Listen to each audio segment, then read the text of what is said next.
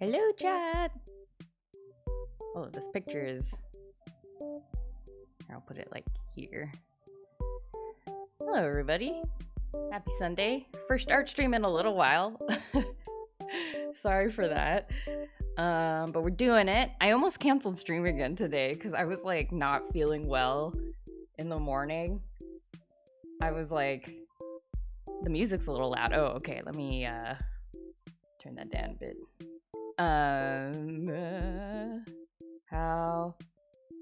Oh, the music's changing. Now it's too quiet. But yeah, I was like, I woke up and I was like, my eyeballs hurt, and I think it's because I think I mentioned last stream that the eye doctor told me to massage my eyeballs, and like, I was like, maybe I've been massaging my eyeballs too hard. Well, technically they didn't tell me to massage my eyeballs. They told me to massage my eyelids.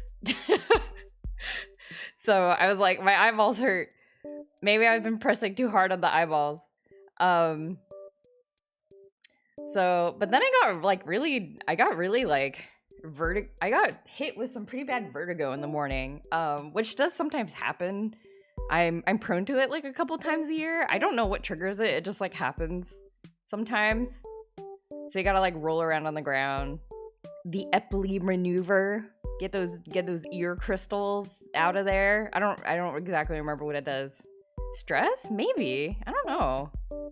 I feel like I'm stressed like a normal amount. I hope. Oh god, the music's loud again. Sorry. Okay, there we go. Maybe, I don't know. But I ate some food, and then like I ate some food. I couldn't eat a whole lot. I was feeling very like bad, and then I took a nap.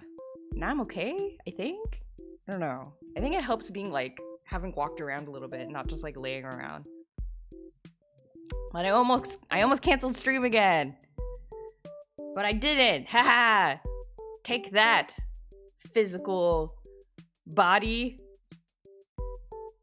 We can prevail. Anyway, hello. We're doing an art stream. We're gonna finally start Huevember, and there's been a change of plans. I was thinking about, I actually doodled,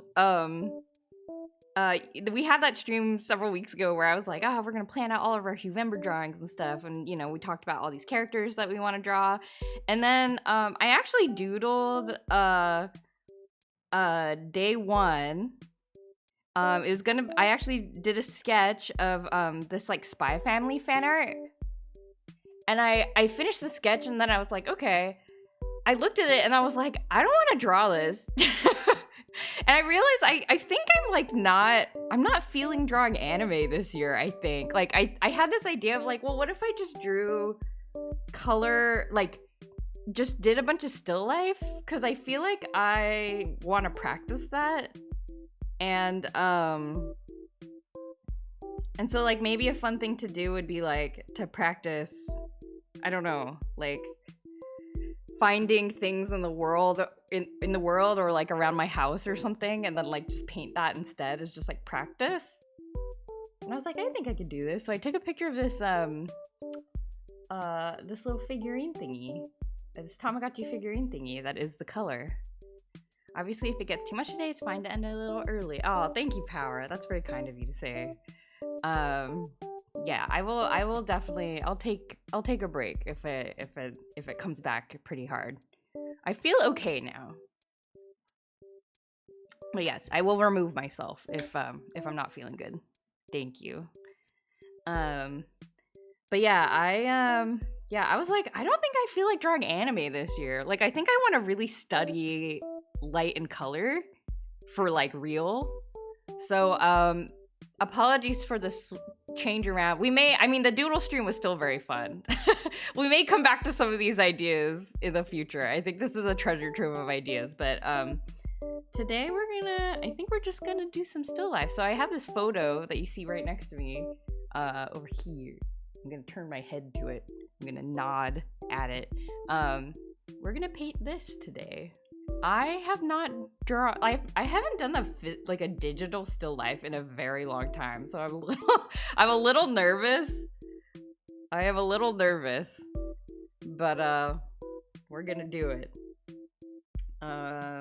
So yeah, a lot less thinking about like composition and stuff. I think it's just gonna be a more like mumbling about what the heck am I even drawing here? And I think I really struggle with still lifes because I tend to make them look very gray and like blurry. So I'm gonna take extra care to like really focus on saturation and make things look alive, and then also like focusing on hard edges when there are hard edges in the painting. All right, so let's lay down some. Also, I'm gonna try to paint on one layer because I think that'll make me less, I don't know, like less wishy-washy about what I'm doing. Yeah. Is the music going? Where's the music? My music's so quiet. Okay, it's just okay. My Spotify playlist just has various songs of different different volumes. Jack Crow, hello. Still alive. We're still alive. Still alive. Okay. Oh man, it's been I feel so self-conscious. It has been a long time since I have drawn any kind of still life. I don't know if I remember how to do this still. How do I do observational painting? I don't know.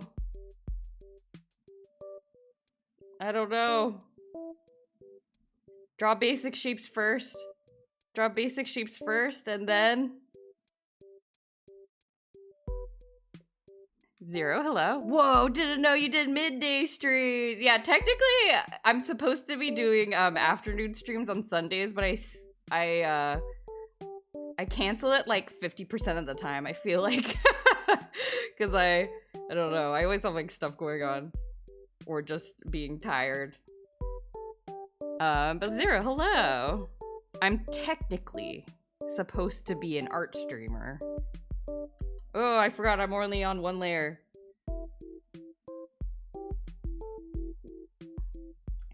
Usually.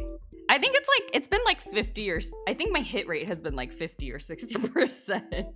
It hasn't been high. I should make a little like palette layer.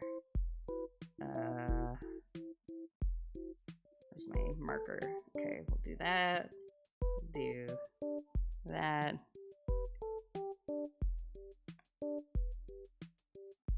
Okay. You're gunplaying. Ooh, what are you making?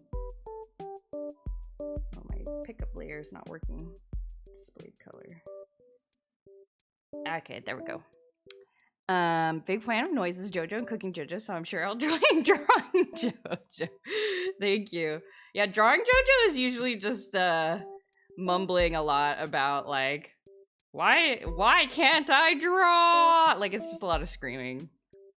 So oh, I keep forgetting I'm not supposed to use I'm not using my eraser today. This is sketch. Okay, so we have a basic Tamagotchi here, and then we're gonna draw Mimitchi. Charzaku. Oh, Char's the guy that everyone likes, right? The one with the goggles? I don't know anything about Gundam. I apologize.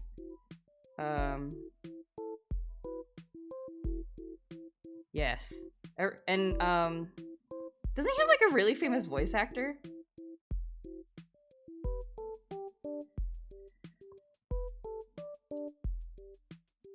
Isn't he voiced by like the same voice actor as like Seto Kaiba or something? I might be remembering that wrong. I always get Seto Kaiba's voice actor and Dio's voice actor like mixed up, because in my mind they have like a similar sort of texture to their voice.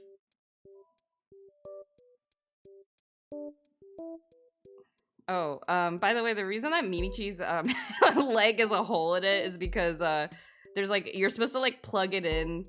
That's like the part where it like snaps into the snaps into the little case. The figurine goes into the case. And there's a part where it like snaps in. That's why Mimitchi has a big hole in its leg. Okay. Now we've drawn a sketch. Zoom back out.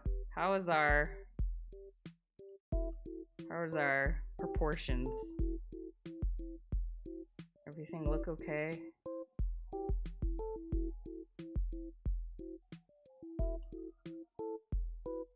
Things look okay.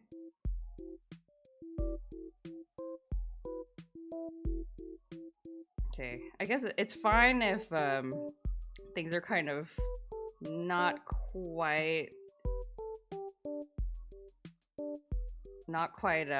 proportional, because I want to focus on the color and the shadow first.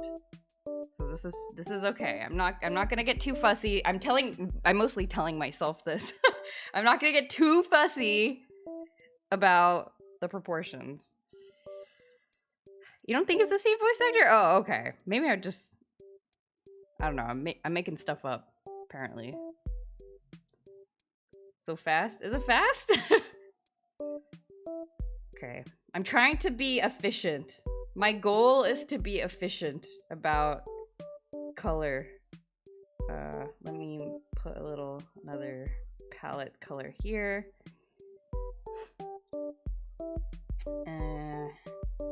Okay, back to the dense watercolor brush. Okay. Oh, I should use do I have a flat brush? I do, but it's kind of weak.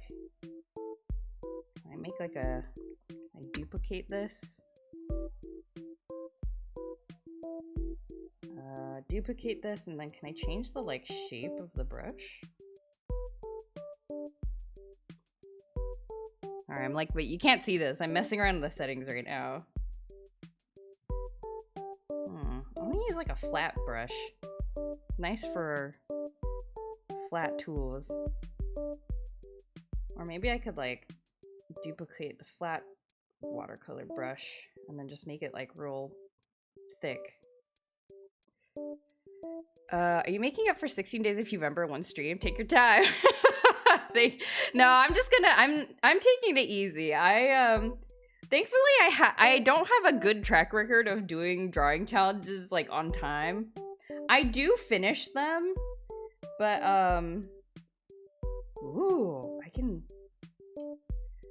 I do finish them, but I am not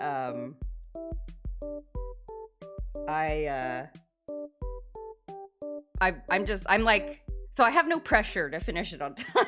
I just like do it at kind of whatever time that I want. Why don't I make this like a thicker line? Ooh, watercolor edge. That's nice. Texture density? I don't know how to change settings. This? Oh, okay, wait. I think I know how to do this now. Duplicate. Baxi, hello. Welcome everybody coming in. You may notice I may be drawing something completely different than what we talked about in the previous Huevember stream. Things have changed. I decided I didn't want to draw anime this year. I was like, I draw too much anime. I want to draw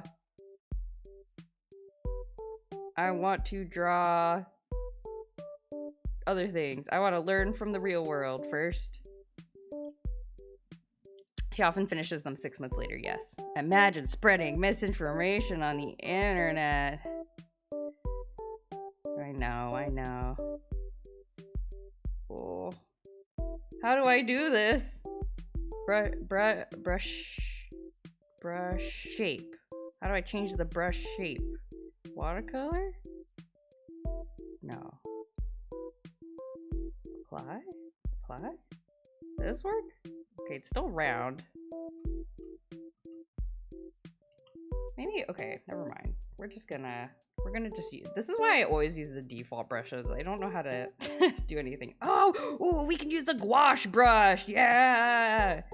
Oh, I forgot that there's, like, oh, okay. I love gouache. I love gouache in real life. But I never paint in real life anymore because my cat will kill everything. Okay. Alright, yes. Okay. How's the music, everyone? Is it still, okay?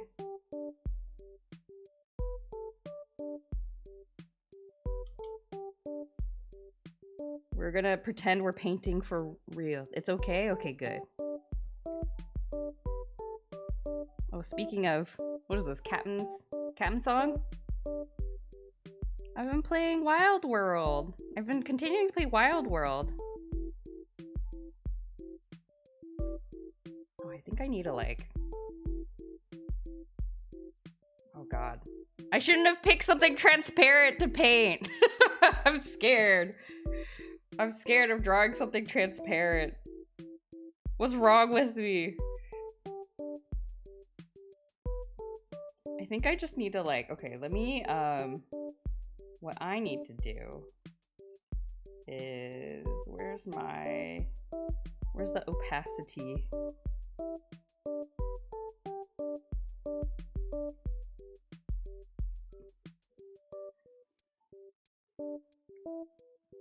Where's my opacity thing?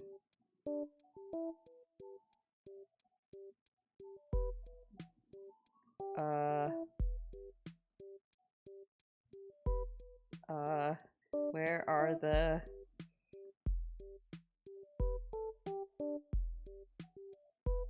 Oh, man. It's okay to change your minds for your streams, not for someone specific that needs it done. Yeah, that's what I was thinking. I appreciate that. Thank you. You're saying you don't want to draw anime anymore, and your voice sounds so adult today. What happened? Oh, my voice. I was telling chat earlier, right at the beginning of the stream. I almost canceled stream today because I wasn't feeling well. My voice sounds adult because I've had a very like, life hits you hard, doesn't it, kid? Like I've had that. Not that bad. I was just feeling kind of sick for no reason, which was annoying. Because that's what bodies do sometimes. But yeah, I was just feeling sick for no reason. That's all. And then I just got up from a nap because I was like, I really don't want to cancel stream today. I want to draw. Like, I actually really do want to draw, but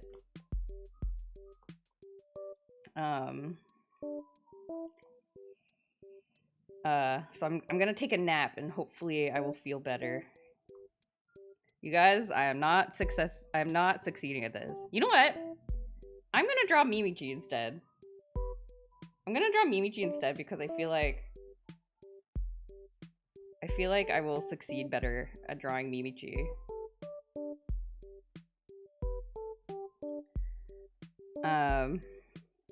Yeah, but not this year. I feel like, in terms of drawing anime for Huevember, I feel like I've done, a pretty good job, like, drawing anime successfully, you know? But I feel like I feel like I'm still kind of behind in terms of, like, actually learning about light and color, like, in real life. So I was like, what if I just did still lifes? Like, I feel like I'll learn a lot this way, is my hope. And kind of getting more into just, like, focusing more on painting. I think because the end of the year is a little, I mean, I feel like it's slightly better than, or busier than usual for me this year. And so, like, I haven't really been looking forward to drawing as much, which I'm like, okay, well then maybe I should just change it to something that I am looking forward to drawing, and, like, turning off my brain and, like, well, turning off my brain where I'm like, worrying about like anatomy and like composition, I think. And so I can just focus on like looking is kind of nice, I think. Like, I think I'll be more able to pick that up. So I was like, okay, let's just make this easier for myself. Random thought, have you played Dicey Dungeons? I was beating up a character and it reminded me of you. I have not, actually. I've not played Dicey Dungeons, but I believe the main artist on that game, I used to follow them for a while. And then, not that I like stopped following them or anything, but I think when I moved off of Twitter, I just kind of like never recovered my like follow list, which was kind of okay with me. But yeah, I remember when it first came out, they like, I remember them promoting it. But yeah, I have it on my wish list, I think, on Steam, because I was like, I should play it someday. I wish listed it way back then too.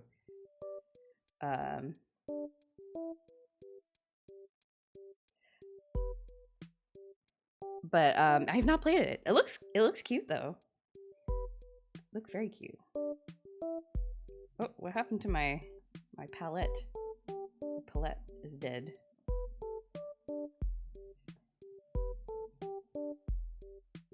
Make it a darker.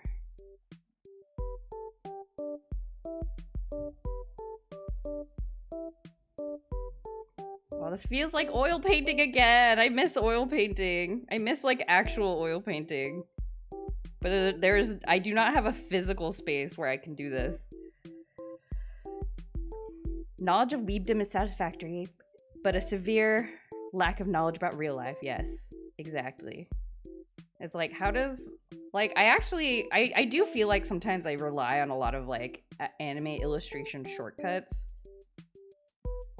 which I'm like, I don't want to rely on these shortcuts. I'm like, oh yeah, like the neck shadows are always like this in anime, and like, you know, the eyes are always shaded like this in anime. It's like, no, I must study real neck shadows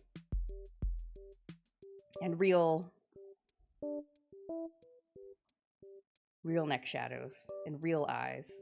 Oh my god, I feel like I'm doing real oil painting. This is so much fun. This is so much fun! I don't have to worry about liner. I'm just painting stuff. It's a pretty chill game. I'd gift it to you if I didn't just burn a hundo on a fresh keyboard. No, please don't worry about gifting me things. I'm very comfortable financially. I will always buy the things that I really want. So please spend your money on yourself. Y'all don't need to send me stuff. enjoy your hard-earned money yourself.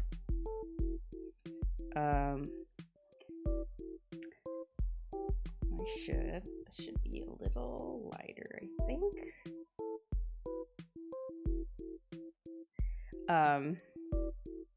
What kind of keyboard did you get?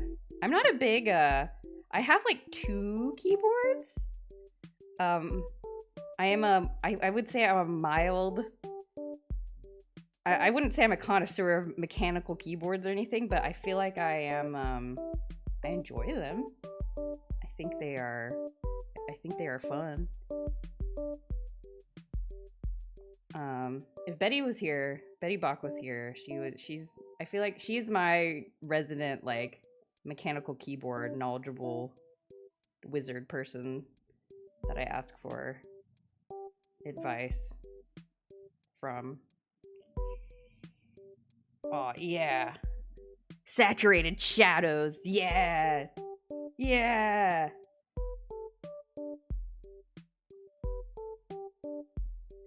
Yeah, like that. Okay.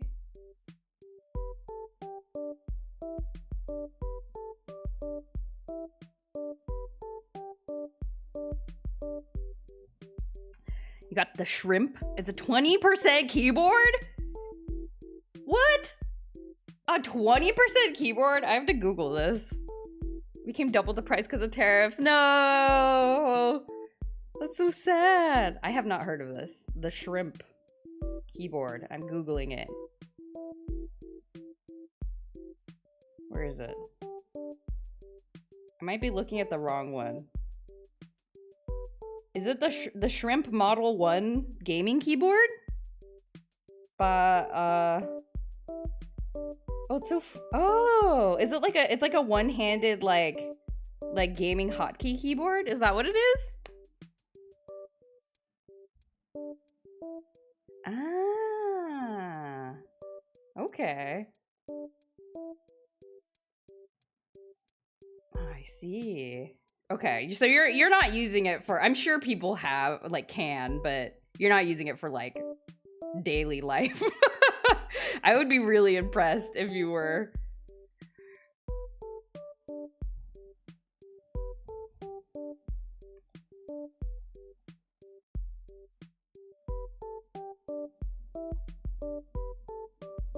It's for gaming only. Gaming life only. I do love a good, I love how many different kinds of form factors that mechanical keyboards come in now. And for that reason, they like scratch my, or they like activate my like, ooh, cute gadget with buttons. I want cute gadget with buttons. Give me.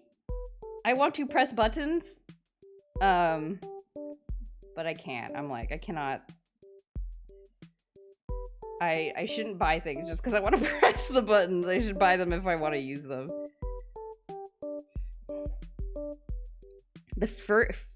Oh, I must have said furry cube. wrong word. Fury cube. The furry cube. Fury cube. M30. Let me look at this. I love funny looking keyboards. Let me see. Hall effect? Hall effect magnetic switch keyboard? What the frick? Oh, it's cute though! Oh, it's so cute! The Furry Cube M30 is a 30% keyboard that lets you type like normal. My god. If you are dedicated. I mean, but like once you master it, you probably feel like an actual hacker. Like if you watch somebody typing on that, like, you're probably like, huh, that's right. I'm a hacker.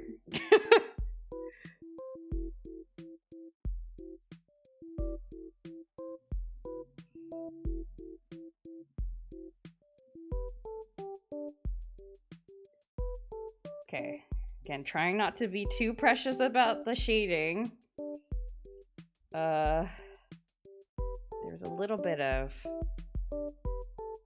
highlight here. Is this too subtle? I feel like I'm too subtle with the highlighting. There we go. How's that look? It feels too... I feel like this pink color is not intense enough. Should I make it like... I think I need to paint over this.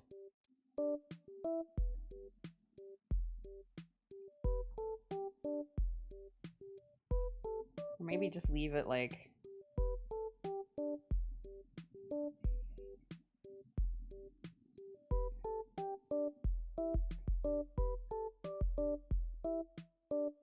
Maybe just leave it like this.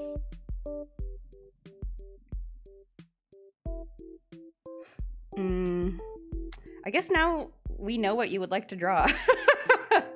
I cannot draw furry. I like literally can't. I can draw, okay, let me try. Here, I'll try right now. Here, I'll draw a dog person. Okay. Here I go. Muzzle.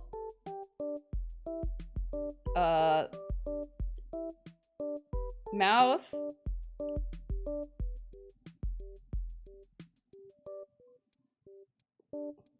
Like this? But how does mouth work? Like, I don't know how the mouth works. And then, like, the eyes are just, like, anime eyes.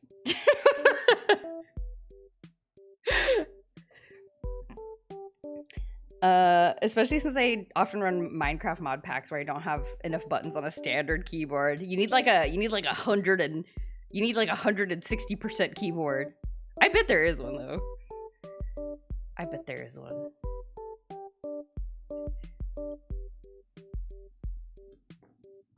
Furry is an art style, it's a genre. Furry isn't an art style, it's a lifestyle. I think that's actually true though. I mean, no hate to furries. There are actually a lot of them in I feel like there are a lot of them in like hacking communities and like the Tamagotchi community.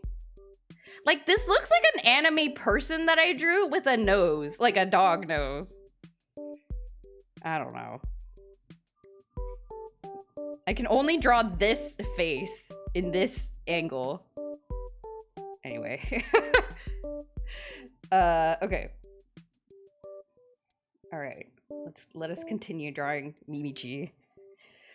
But Rudiger Smooth, hello. You'll be drawing a thing this week. Ooh. What will you be drawing? Are you able to share what you will be drawing? I'm also drawing a thing. Oops, wrong layer. I'm attempting to draw on one layer right now. That's not the right color. I should just like this. Oh yeah, that's saturated reflection. Yes, perfect. I like this. Yes, look at this. Perfect.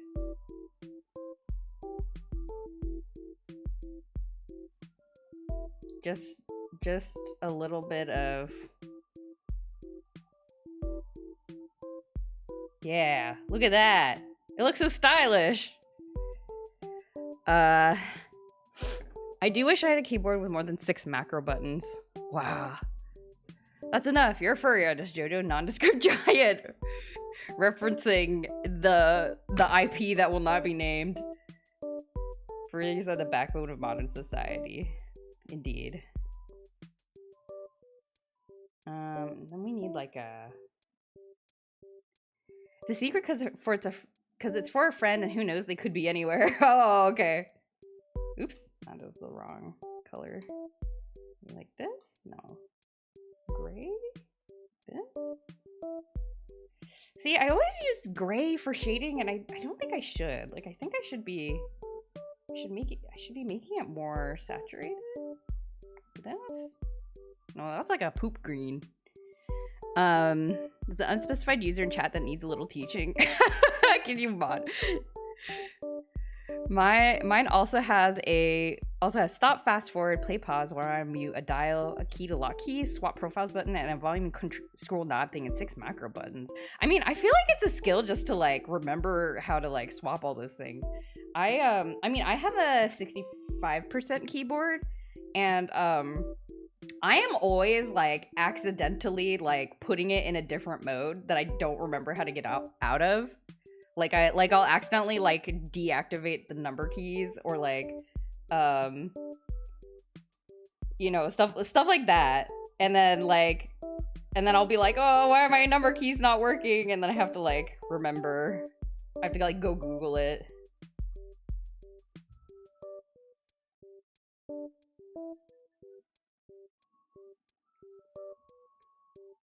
Okay, I need to draw Mimitchi's face because he looks like he's suffering. Shadow here. We got a shadow here. Shadow here.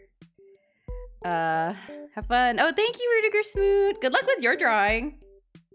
I hope your friend enjoys it. Good luck.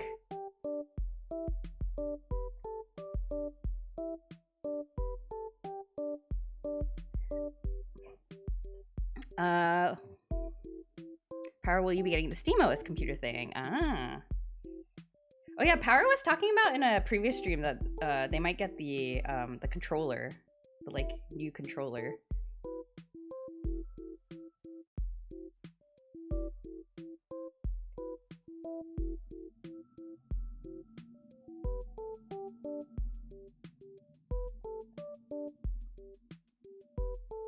because of the thing.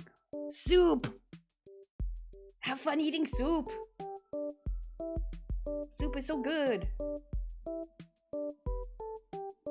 Okay, I think we got a couple of like bright shinies here. I'm going to paint those in.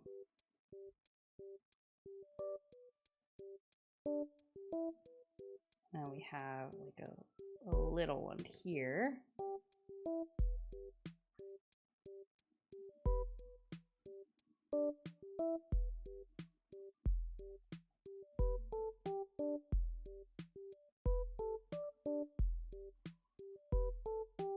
I feel like I chose the wrong like shading color.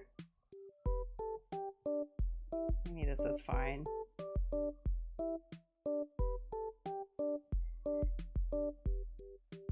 Corsair decided to de-emphasize having macros on the keyboard when they started doing Stream Deck so they can sell you another product.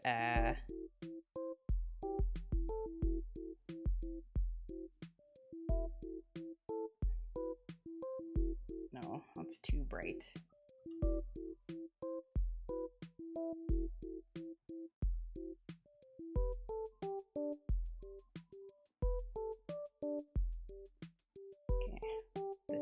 Yeah, just a slightly saturated shading here.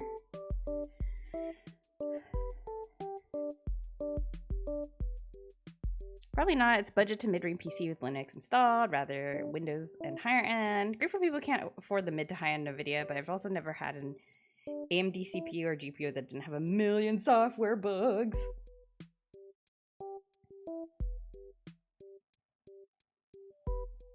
Okay.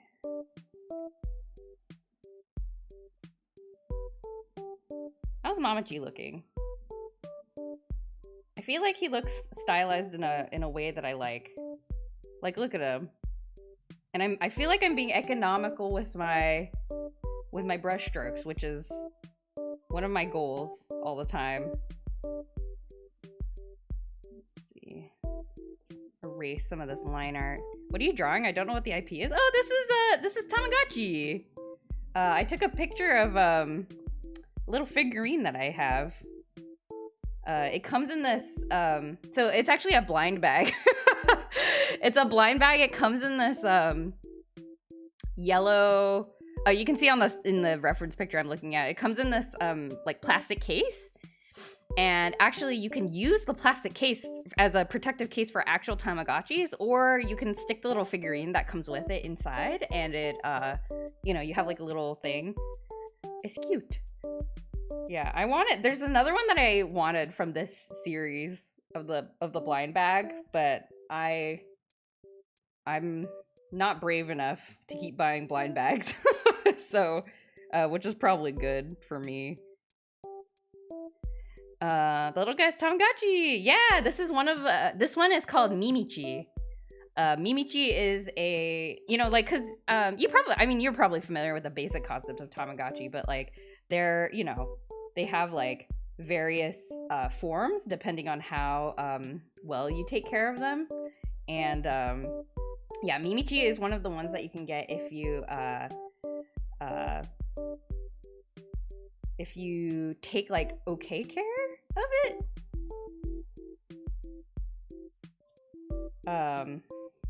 So yeah, so there's several different characters depending on how good you take care of them. Mimitchi is one of them. I really like Mimitchi, so I'm glad I got Mimitchi. Mimitchi has a slightly darker, like the top of the hat is a bit on the darker side. And then there's a bit of shading here that,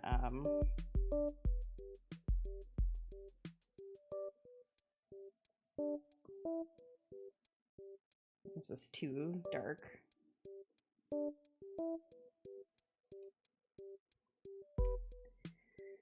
Okay. But yes, there are several.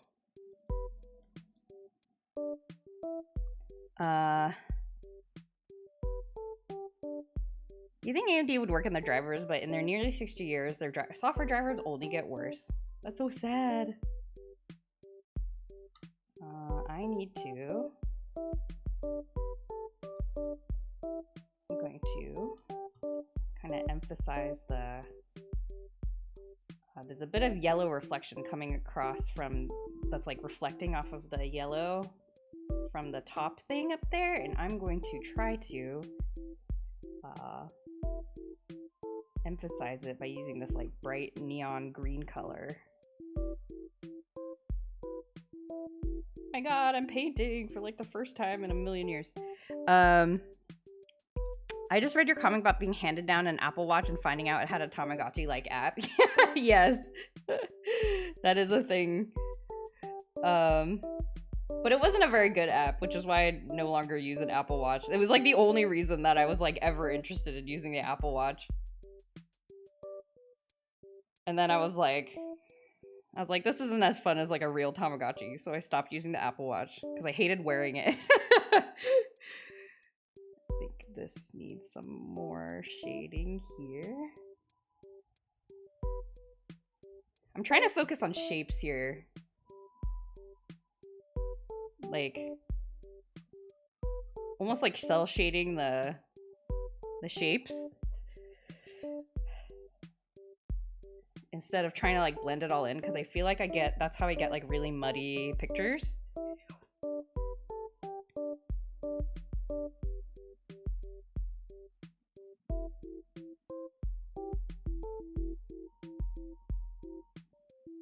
Okay. Oh my god, Mimitchi's looking so good! They're just comics. Yeah, just like little comic strips. Like silly little comics about my life. I do continue to have the dream of like drawing like a short series someday, or like a short story someday, but I've always like I like continue to just like psych myself out of it. So that has not happened yet. Okay, we're gonna kind of paint in some of the shading around here.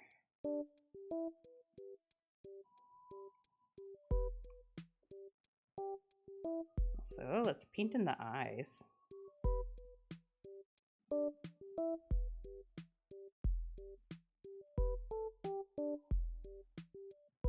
Okay.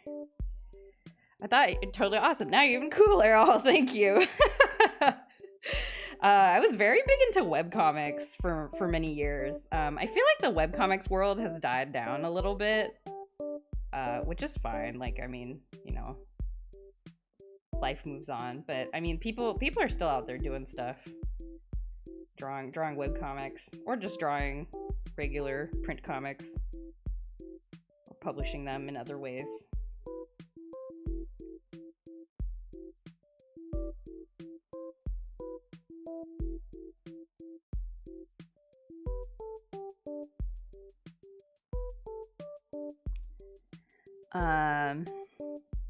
Regularly updated. Well, regularly is a strong word, but yeah, I've been doing it for a long time.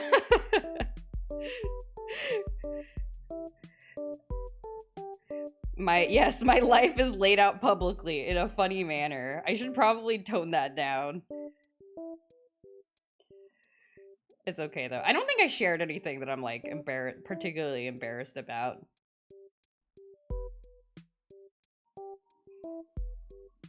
Oh man, look at this! I think I did a pretty good job with Mimitchi. Doesn't Mimitchi look pretty good? I feel like Mimitchi looks pretty good. Alexander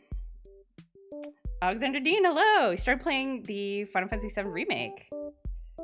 It's a good game. It's a good remake. I enjoyed it. I enjoyed it very much. And I feel like the people who made it, I mean, I mentioned this before back when I was playing it and I was talking about me playing it, but I feel like the people who made the remake really understand Final Fantasy VII. But yeah, hello, Alexander Dean. Things are going well. Let's put some shadow here.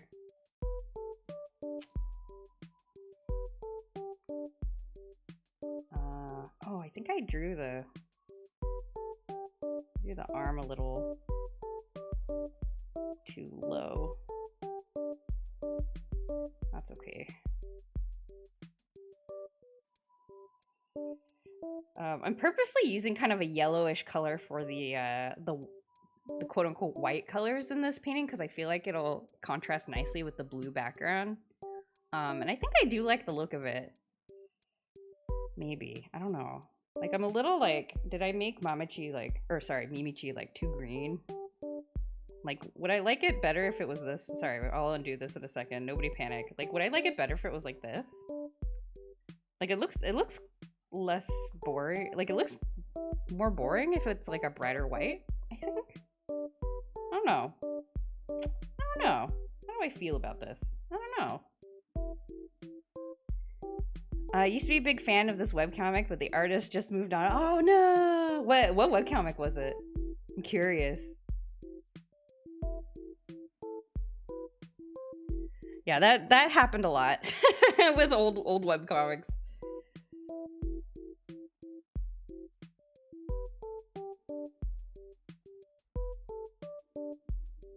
Instance, now we know you're weak to arachnids, so if we ever face into battle, I will bring spider minions. Oh yes, I do not like spiders. Though I think that's a pretty safe bet to make for anybody. I don't know if that's like I don't know if that's secret knowledge.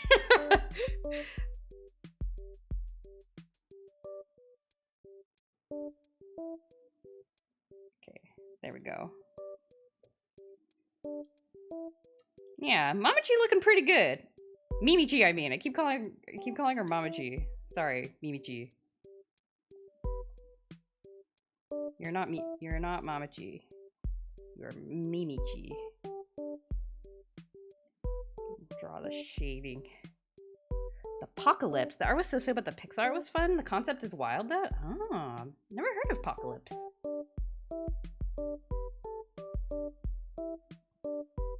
Oh, I'm using the wrong brush. Oops. You're fine with spiders? Really? You're so brave. Okay. I feel like I did a good job with Mimitchi. Now I have to tackle this very glossy transparent thing, and I'm scared. Maybe I'll continue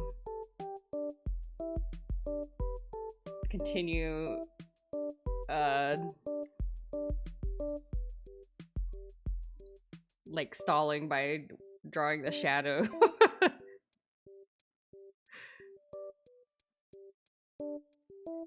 Yeah, but there are a lot of really inventive webcomics out there. Many of them short-lived. Like some of them, you know, they start like somebody was like, I'm gonna draw a webcomic, and then it's like really good, but they update it like twice and then they never draw it again. You're like, no.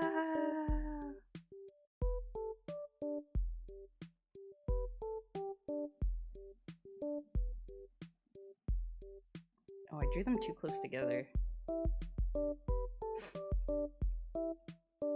Let me move this. Excuse me, doing a bit of surgery. Okay.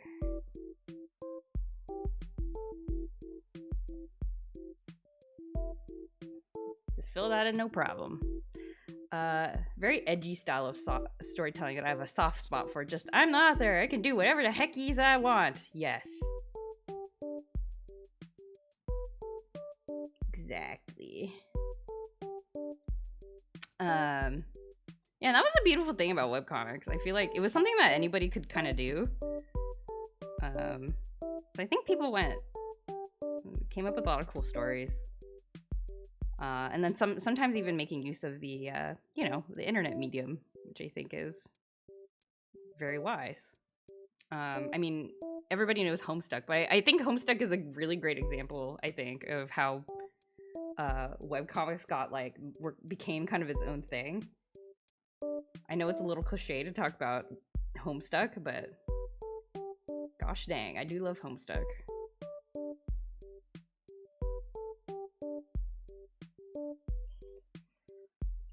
You brain surgery to memory out of the skull. I can never forget Homestuck. The impact it had on the convention scene is like undeniable. A stupid one hit on the side of my laptop a few weeks ago. I sort of hit the spider when I wanted to move my laptop, and it bit me, and it instinctively squished it. Oh no! Poor both of you. Oh, I was just trying to like survive. Did you feel very bad afterwards? Poor thing. I don't like squishing. Like I don't like spiders, but it is like I think 80% of the reason I don't like spiders is because I'm afraid of hurting them. I don't like being near them because it's the same for me with like human babies. I'm like, do not give me your human baby to like hang out with. I'm scared. I'm not scared of the baby. I'm scared of hurting the baby because it's like can't do anything. I fear this. Tumblr webcomic that was like Cannibal Yowie? Ugh.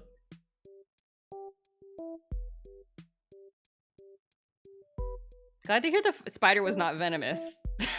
And then Baxi was like, I didn't say it wasn't venomous. Drops dead. No, I hope that does not happen.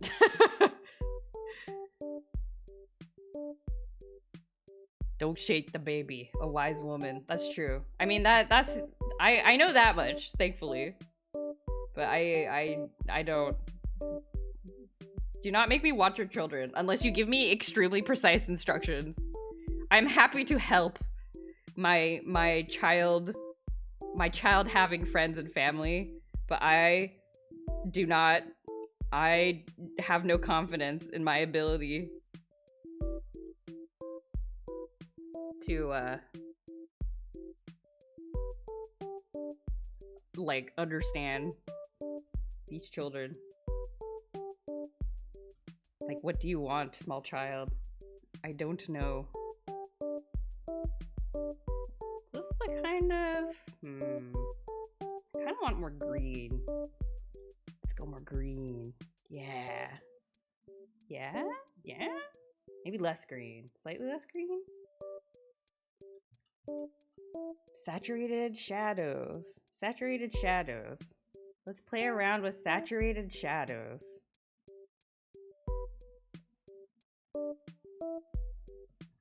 This. And then... I figure if it was venomous, they would have said, I had to go to the hospital. That's true. I don't know. You don't know. Maybe sometimes people just like don't do things. They're like, eh. Oh, this one's a little too dark. Maybe like this. Mama gives the best advice. She'll help you get over the fear of dropping babies. As a person related to others, I've had to hold multiple babies. That's true. All my friends are having babies now. And I just kind of like go over, I mean, you know, the friends will like invite over and then be like, come meet the baby. Or, you know, like we'll just have like a normal friend gathering. And then the baby will also be there, of course. This is not the right color. This? No. Like this? Green? Green? But yeah, I just kind of like look. I just like look at the baby. And you know, like I'll hold its hand or something. I like the baby. I go goo goo gaga over the baby. I'm like, you are such a cute baby. But then I don't know what to do after that.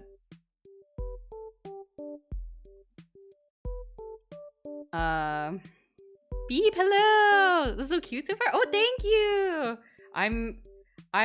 I changed my, you may be able to tell I like changed my plans to become less, it's less anime. We're not doing anime Huevember this time. We're doing whatever this is. Still lifes, I think. Still lifes. Is this one of the Tama gifts I sent you? No, this one is I got it randomly at a stationery store near where I live. I was just wandering in there and then they happened to have these blind bags.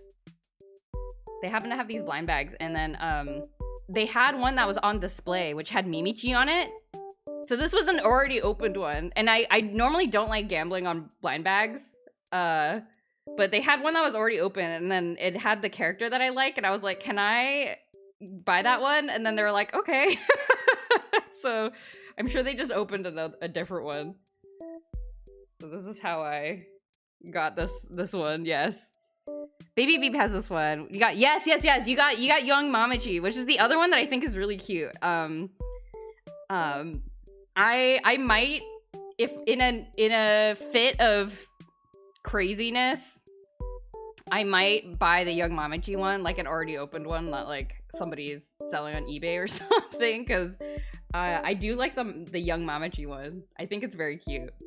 But yeah, I think Baby Bee it's from the same like series of blind bags. Yes, so that's probably why it looks familiar. You Baby Bee match, yeah! Yes. Excellent. I enjoy that. I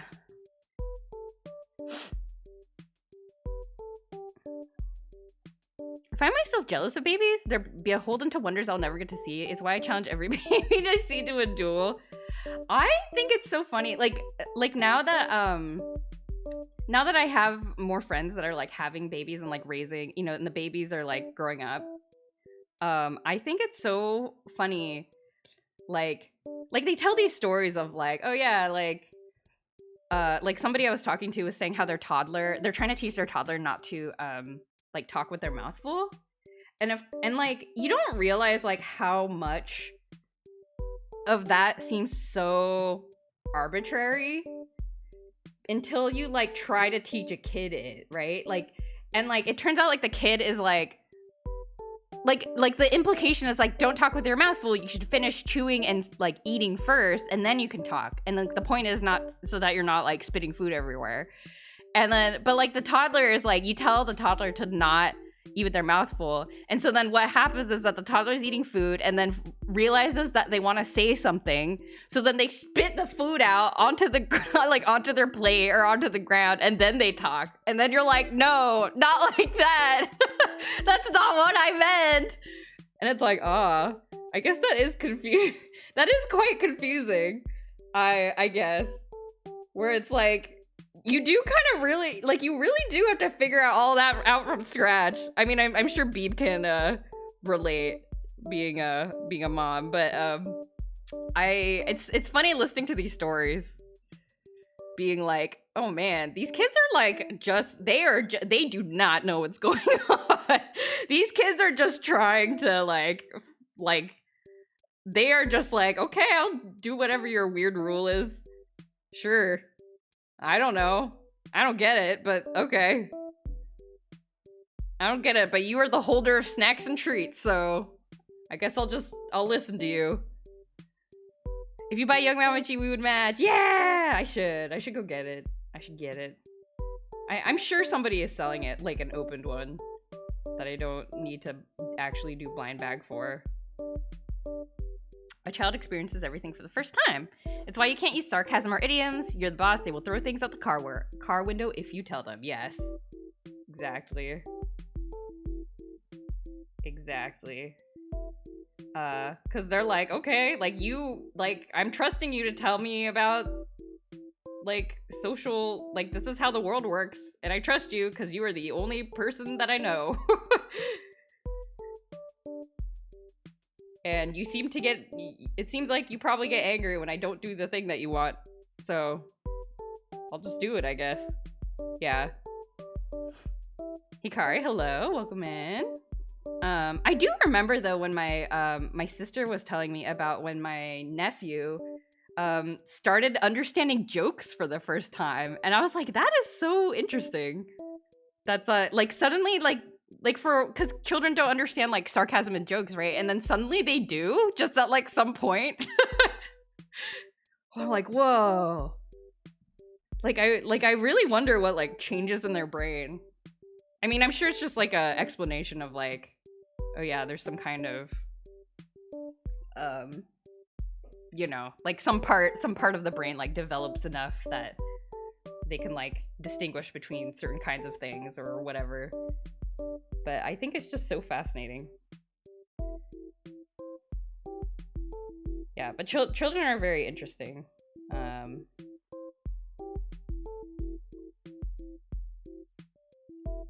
I find them very fascinating from just like a human, like social, like from my, I mean, I've talked a lot about like I have social anxiety. I don't know how things are supposed to work.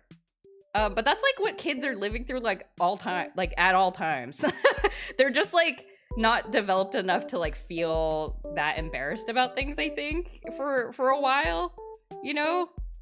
And then that slowly kind of comes in.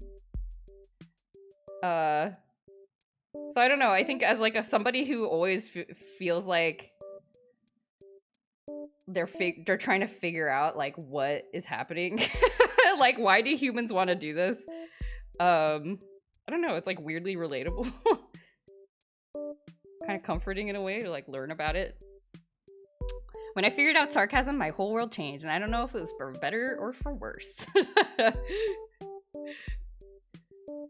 When did I learn sarcasm? I don't know. I feel like I wasn't fully developed as like a social being until I was like very old. I was very much a late bloomer in that way. And I think a lot of people are like, whoa, like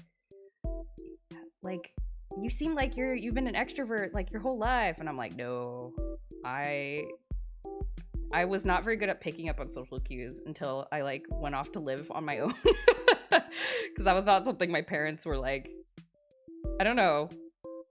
That was not something my parents were really like good at either, or not good at. They just didn't like, I don't know. I'm not sure what it is. Like it was just the way I was brought up. I like did not have very much like good, I did not have good social skills. It was like not a priority in my household. I drew this very big. I need to make this smaller. I heard that some languages don't have the concept of sarcasm via tone of voice because the tone of voice affects what word you're saying. Ah, I'd be curious about that. I mean, that seems like that would make sense. I unfortunately do not speak any languages that are tone-based. I know like 3 words in Mandarin, which is tone-based, and like even the my sister-in-law tried to teach me the tones. I'm very bad at them. I don't know. I cannot distinguish them fast enough. And so what I end up doing is like the same way I sort of like pick up singing songs is like I can kind of pick up on like the relative like pitches for syllables and things. But then it just like what happens is it just sounds like I was listening to this like example. Like it's a very like teacher example. You know, it's like obviously very exaggerated, you know? And so what happens is I just end up sounding like the really, like I just copy precisely the very exaggerated tone of voice. And I can't like, it does not sound natural whatsoever. Like I sound like a, you know, I sound like a practice, like a practice audio thing, you know? But yeah, I would be really curious about that. Like how sarcasm is delivered differently in languages that use like tone and pitch differently. I'm very curious. I feel like I'm not painting this correctly. That's okay. This is fine. There's a little sticker that's like coming off of my pen and it's bothering me. Okay. I peeled it off. It's gone. The evil is gone. What else we got?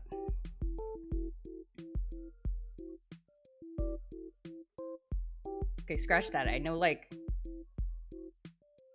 What words do I know in Mandarin? I know wo, which is me. And that's it! And I know ke means... which I'm probably doing the tone all wrong for, means like that's right, or it's like a confirmation sound word. 可以可以. I heard my sister-in-law say that a lot when we were in Taiwan. She'd be like, yes, yes, yes. Classic JoJo. Only know how to say me, me, me. Noodle, hello. Some places don't even understand sarcasm in general because of that. Really? Interesting. I mean, I feel like any place that has like comedy as like an entertainment form must be able to express it somehow. It's just because otherwise I don't know how you would get it across, unless the comedy is just like functions on a different mechanism. Ni hao, which is hello. Oh, I do know ni hao. Ping guo.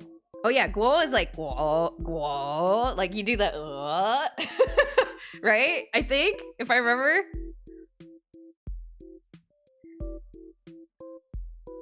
I don't remember. See, here's the thing is like, I can't remember I need those little dangly thingies on top of the words because I can't remember the tones.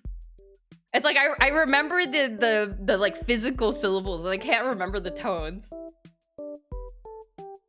So like I'm like, oh yeah, I know Meiguo is like like the United States, and I know Pinguo is Apple. But I'm like, I don't remember the tones. Like it's so hard for me to remember.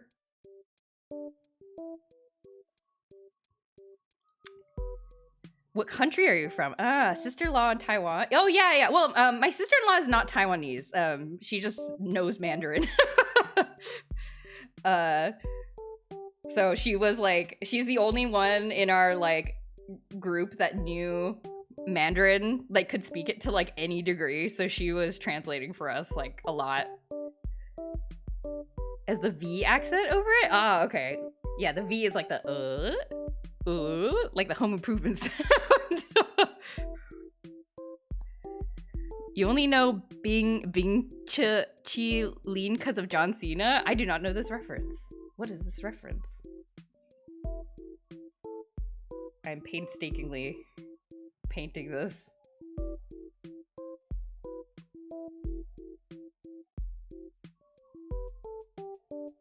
Oh god. Okay, this is like this.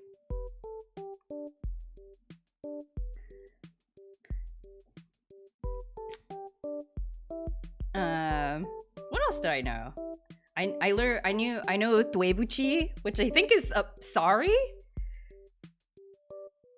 Because I said that once because did I tell you guys this, that I left a sweater in like in a taxi driver's car, and then somehow my sister-in-law managed to like call him back, so he like came back to give me my sweater. And then I remember my sister-in-law was like, here's how you say sorry, and then I was like practicing. Huevember. John Cena did an ad in Mandarin. Oh, really? Ah. That's cool. Good for him. Learning some stuff. Unless he already knew how to speak it, in which case I am even more impressed. Wo bu jido means I don't know. Okay, so wo is I, and then bu is the negation syllable, I think. And I guess jido means no? Fancy wig, hello? Iggy. Yeah, I remember, so I, Dow, oh, like Dow Jones, Dow, okay, Wobuji Dow, okay, I see. See, this is the thing, I'm also really bad at the like, the romanization. I don't know how to like, I see a Q, and I'm like, is it the cheese? I don't know. I'm like not used to romanization either. Like I read everything like I'm very familiar with Japanese romanization and like, and Korean romanization, and so then everything is just like, and then I get like really confused. Pointing to the McDonald's menu. Yeah, we so Fancy Wig is referencing a long time ago, many years ago. We went to China with one of our friends, who's from there. And you know, and our friend taught us like a couple of things. Like, here's how you order at McDonald's. You can point to the pictures and say I cannot say it because it's the same in Korean and I just automatically say the Korean pronunciation. So like we're it's like I don't remember, but it's just like I don't know, and it was like it rhymed, so it was like easy to remember. So we're like pointing at things and be like Jiga.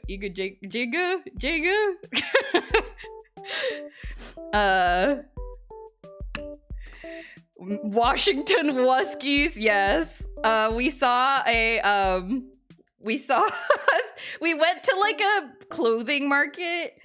And they had a shirt that was like, you guys know the University of Washington, you know, there's like the Washington, they're the Washington Huskies. And they had one that was like in the right university colors. And it was like, and it just said Washington Wuskies. But it was like completely like the correct font and like the correct like team colors and stuff. And I tried to take a picture of it, but they were like the shop person was like, no, you can't take a picture of it. I'm like, all right, fine. I have to pay money if I want this. And then we're like, maybe. So we're like, maybe we'll come back and get it. But we ended up not coming back for it. And I think we all regret it. Yeah, the absolute hubris. He was eating ice cream and people just like the way he said ice cream. Oh, okay, I see. We couldn't find it later? Oh, was that it? We did go back to look for it. We couldn't find it. No. Was our friend with us at the time? I feel like that was during the part of the trip where we were just like left to our own devices to get scammed in the markets. Cuz our friend was like doing some family thing, I think. Were we left to our own devices? I can't remember. Yeah, okay, he wasn't there. Okay, yeah. So we were perhaps just kind of wandering around. Our expert haggling skills. God, we were so proud of ourselves. We were so proud of ourselves, and then our friend's aunt was like, what? Why? How much did you spend on this? And we're like, this much yuan? And then they were like, no! They were so mad. They're like, why? They thought we were smarter than we were, I think. Ugh, my God. We were so proud of ourselves. I mean, I was. I don't know. Okay. I do not know what I'm doing with this drawing. It looks kind of green, which is good. The man set the starting price so high. Oh yeah, no, he knew precisely what he was doing. Yes, we were given instructions. We were given haggling instructions, and we did do. I believe that sounds correct in my memory. We did do what was instructed of us, but they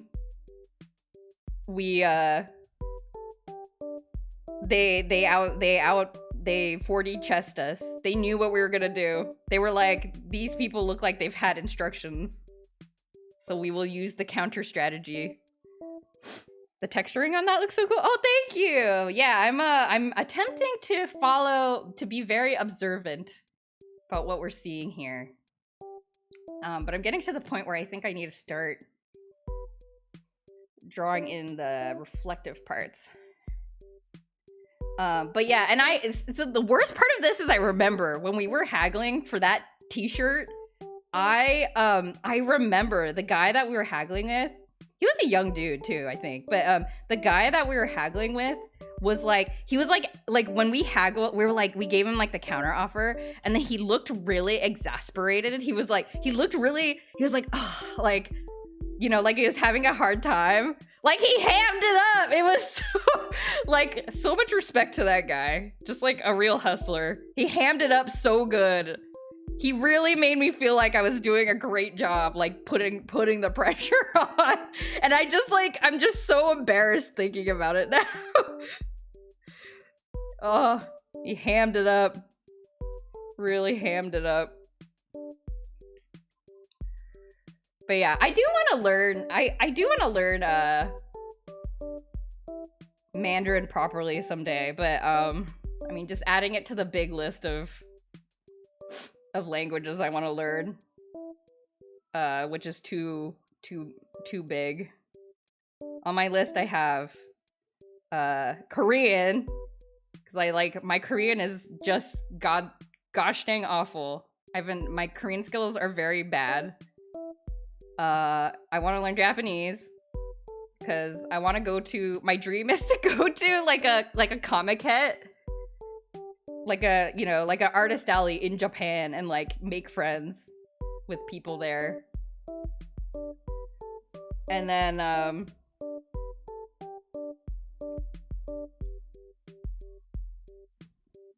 feel like I'm getting too detailed with the lights. It should be economical. And then Mandarin, because I think it's a cool language. And also, like, I have the capacity to practice it because I, like, know people that speak it. And then ASL, I really want to learn sign language. Because I know a little bit of sign, like a tiny bit of sign language. And I would like to learn more. Reading your comic where the first page is drawn on paper and scanned with a printer. Yes, exactly. That is an absolute correct assessment. And then I changed it to digital and my life became much easier. Wow, Chroma, hello, welcome in. You should have been an actor. Oh yeah. Speaking Chinese was kind of easy for me as a kid since I still remember how some words were pronounced. Writing Chinese compared to Korean was difficult, which is probably recognize Korean letters and Chinese ones. I want to learn Korean. Yeah, I mean Korean. If you know some Chinese, like Korean might be easy for you in some ways because there's a lot of Chinese roots in a lot of Korean words. Like there's basically like two categories of Korean words. One is basically like Chinese root words, and then the other category are like indigenous. I get, like, I don't know what there's probably like a correct term for it, but like kind of like indigenous Korean words, I guess, that are like not Chinese based. But a lot of words are Chinese based, so you'll like recognize like it's kind of like knowing the Greek or the Latin roots for words in English. It's kind of like that, where like once you kind of recognize like certain kinds of things, you'll be like, oh, okay, like even if I don't know this Korean word, I can kind of guess because like I recognize its root from something else. Yeah, and also it's good that you understand Korean better than or that you can read Korean more than Chinese, because that's what that was the intent behind the invention of, of the Korean alphabet. As King Sejong was like, man, these Chinese letters are really hard for the lay people to read. Let's create an alphabet so everybody can read. And then all the like rich aristocrat people were like, no, the lay people shouldn't learn how to read. And then King Sejong was like, shut up. We're inventing an alphabet. And then the populace became more educated because then they could read then. So it worked. It's working even today. Yeah, King Sejong recreated the alphabet so they don't use the Chinese letters anymore. Yes. Accidentally haggled. A friend of mine wanted to buy a used screen. I brought my laptop so I could test the screen on site. I plugged it in and went, this doesn't even do 120 hertz. And the seller immediately went, oh, well, do you want it $20 less? Immediately said yes, since it was already a steal. Turns out it did do 120 hertz and I just had my set wrong. Oh no. The was everything. I know, you have to have it up. I've learned this lesson. Words probably, but the letters are different. Yes. Yeah, the letters being different. JoJo's dinner. Well, I mean, it's like, when you grow up as like the King Sejong and like the Korean alphabet, I mean, rightfully so, is one of the things that I feel like Koreans are extremely proud of. So like, even as a kid growing up in the United States, like around like a handful of Korean people, but like, I'm not immersed in Korean culture or anything like that. I just learned whatever I learned from my parents. like that is like the one thing that you learn about Korean history. I could not tell you anything else about Korean history, but I do know about King Sejong and how he wanted to educate the populace, and like he was like, I'm gonna get my best and smartest people on inventing an alphabet that like makes logical sense and is like easy for people to read. So I don't know, it just kind of like, yeah, like it's just one of the things that just like really comes through. When do we remake English too? Coming soon, English, the sequel. The way my parent described it, Korean is incredibly easy to learn because the language itself was reformed to be easy to read. Yeah. Like any one of you could probably learn to read the letters. It's very phonetic. Like any one of you could probably learn to read the letters in like a day. Like you might have to like, you know, it might be hard to memorize, but like you would pick up on the system really fast. Like it is designed to be very learnable, which I think is awesome. Like what a cool guy for doing that. We need more people like that in the world. Are you Korean or something? Yes, I am. I am. Born in the United States, but you know, I picked up things here and there about Korean stuff. My parents did their best to try to teach me things to varying degrees of success. My parents told me that hundreds of times. I think that's the only thing they know about Korea too. Are your parents not from there? Did they grow up like outside of Korea? I'm not Korean, but I am something. Something gang. Represent. Yeah.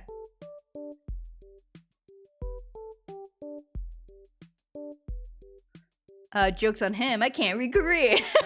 King Sejong would be very disappointed with you, Jack Koro.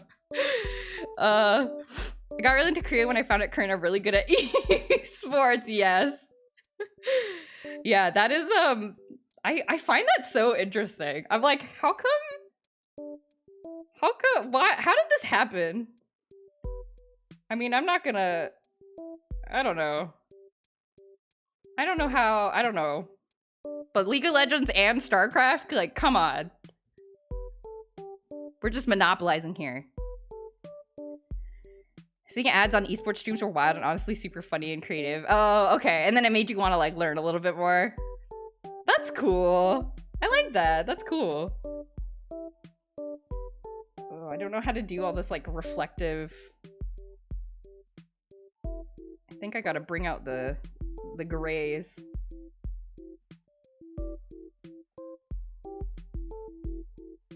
I don't know how to do all this reflective plastic. I'm gonna perish. I don't know how to draw this. Why did I try to draw this?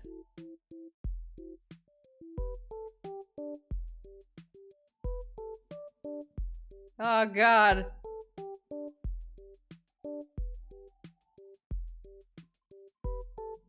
Too thin. I feel like I made the lines too thin.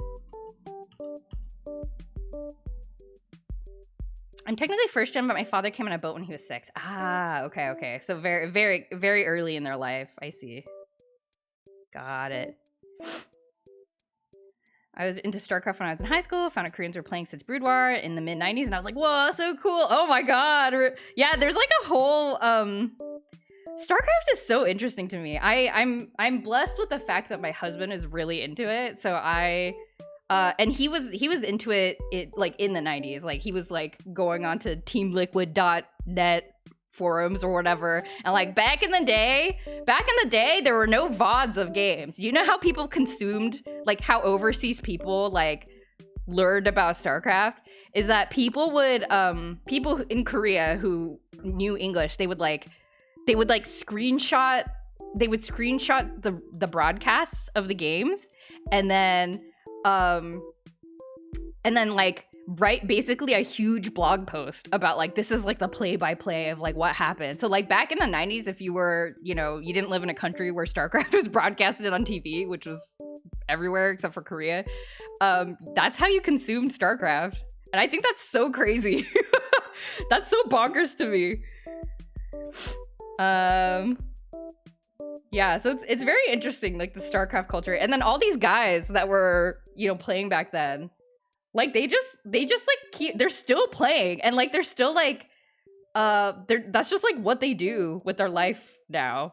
And like they're all married and they have kids, and like they're like, oh yeah, like, you know, I took a break because like my son was born, but then, you know, I really want to get back into StarCraft, and like my like loving wife like really encouraged me to like go back and like do what I really love, and so she, you know, supported me while I was training. And I'm like, whoa, like these guys are like, they're like 30, you know, they're like 30, 40 now.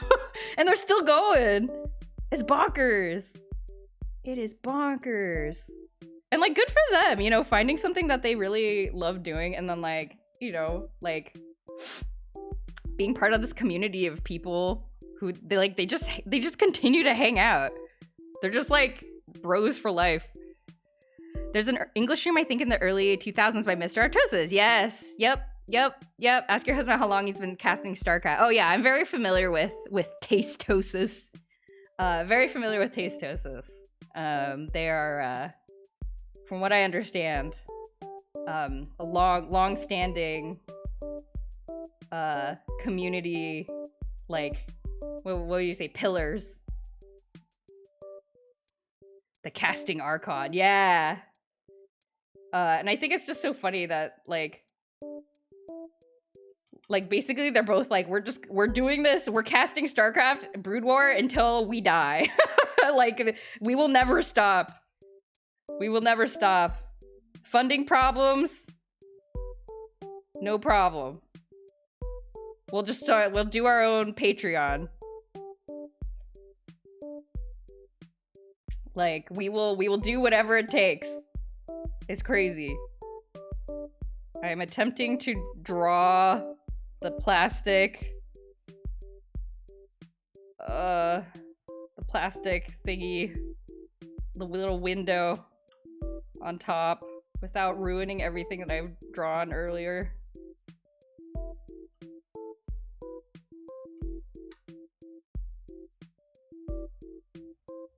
Oh god. Yeah, but the history of esports is very fascinating to me. And then kind of the legend continues with League of Legends, which I think is pretty interesting.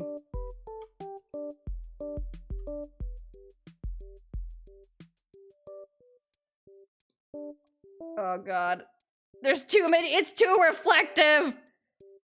I don't know how to draw this.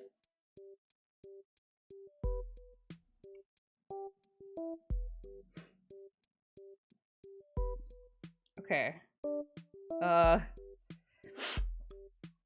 Right, round shiny things, my belows. Where do lines go and curves? I know. Why did I choose something reflective to draw? I was playing old school RuneScape for 8 hours. When are you gonna rejoin? Oh, very nice. I want to keep playing. I want to keep playing RuneScape soon. But I feel like I need to like grind off stream or something.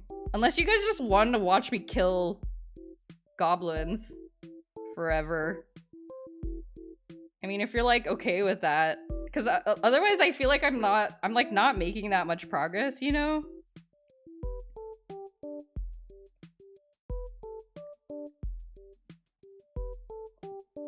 Is that fine?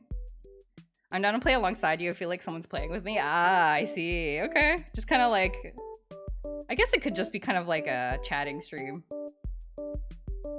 That's true. It could just be like a chatting stream.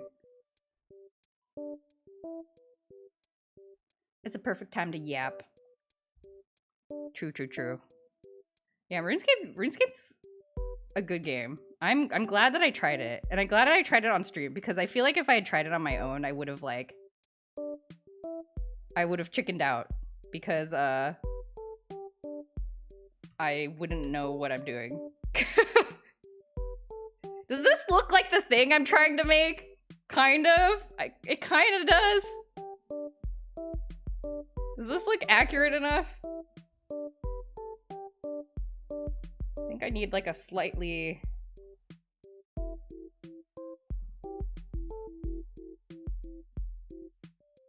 Are you into MMOs? Oh boy. Yes. 100%.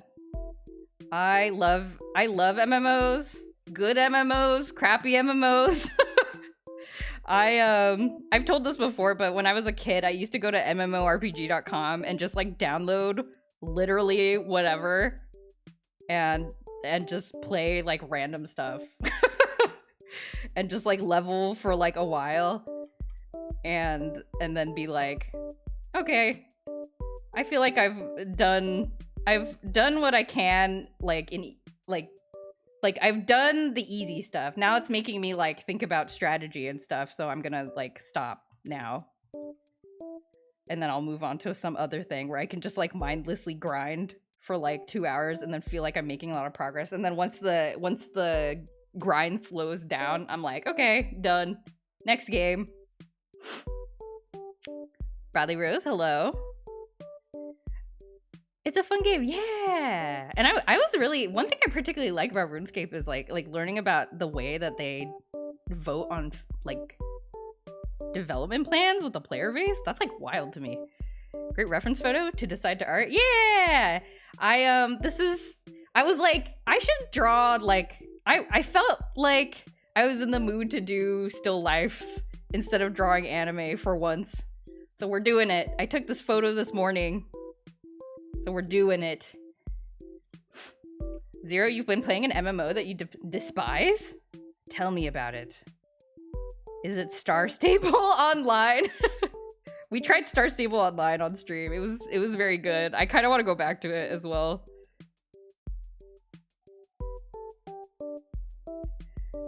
Yes. I am having a hard time like I'm trying not to get psyched out by I'm like, I think I'm successfully drawing this clear plastic, but I'm scared. I'm like very scared. And I'm trying not to get psyched out. I just have to trust my eyeballs. It's called Foxhole and it's horrible. You grind for 5 hours and it's gone in 15 minutes. What do you mean it's gone? Like, is it like a... It's like you grind, but then it's like a roguelike thing where you just like lose everything. Because that would be very sad. I've never heard of this. Is it the one with two factions that are in constant ongoing war? It's an MMO war, not an RPG. Oh, okay. So like kind of like how EVE Online sort of turned out. Where you're like trying to protect your like stuff at all times, but then like people are coming by and like killing you or killing all your stuff. I'm also fascinated by EVE Online. Like how did we... EVE Online feels like somebody should study it for like political science purposes.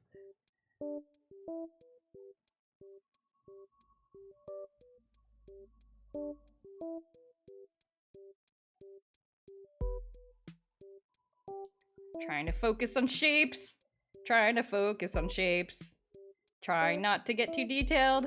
Trying to focus on shapes. Shapes.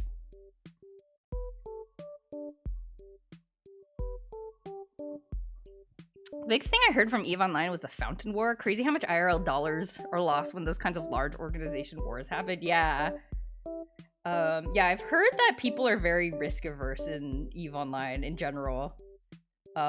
Because they do not want to lose all of their actual money.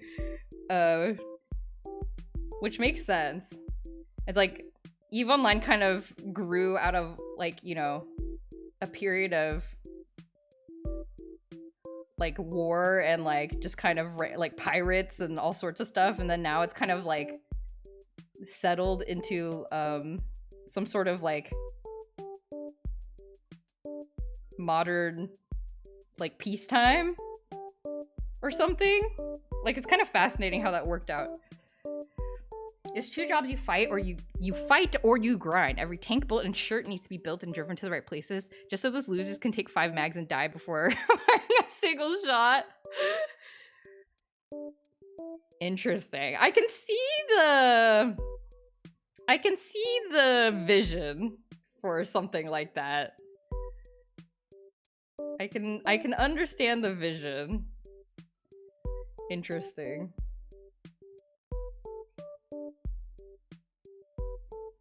Where it's like you're trying to create like a self-sustainable a self-sustaining like economy, I guess, for war? Question mark.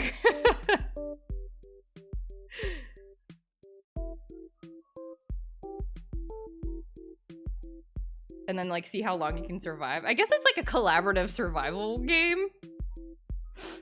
How many Huevember pieces have you done so far? 0. This is my first one because I was like, I kept canceling art stream for various reasons, and then I was like sort of waffling on like, I don't want to draw anime. What should I do instead? And then I was like, oh, this. So now I'm motivated again. But it's like halfway through November. This is my first one. Whoops. But I'm having fun, and that's all that matters. It's good for casuals who want a top-down shooter, or for weirdos that like to be a cog in a factory. Yeah, which is, you know, which are both like things that gamers like. Like those are both large categories of gamers. You know, like people who like crafting. And people who like just going out and like running around and fighting and not having to do like both. You know? I think that's fascinating. That is very interesting.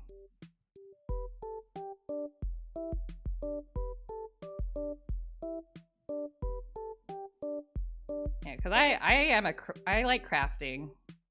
I'm an Omni crafter in Final Fantasy 14. I have all of my crafters leveled up because I like crafting. Like, I just like leveling crafters. I find it very relaxing. It's like what I do when the level cap increases, and then I'm like, time to sit back, put on some YouTube videos, and level my crafting classes. I know you're supposed to like make money with your crafting classes, but I don't. I just like leveling them up. Which is like, I don't know, it's probably a waste. You're a Rune Factory fan, of course you like crafting. Yes, that's true. I also like crafting systems. Yeah, I don't know, it's like fun to, and actually if you like crafting systems, the Final Fantasy crafting system is pretty fun, actually. They've changed it a little bit here and there, but it is like, it's like a little puzzle game, in some ways, where you have to try to maximize quality using certain skills, but at the same time, but you only have like a certain number of moves you can do per craft, otherwise the craft will like break.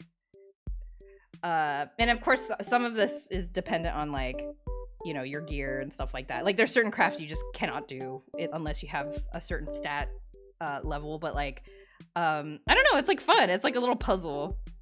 So I actually enjoy it. And then like once you figured out your pattern, then you can kind of like mass produce whatever you were making. So I really actually like the Final Fantasy crafting system. I find it just like fun. Too much gear fear. As a result, we keep losing ground.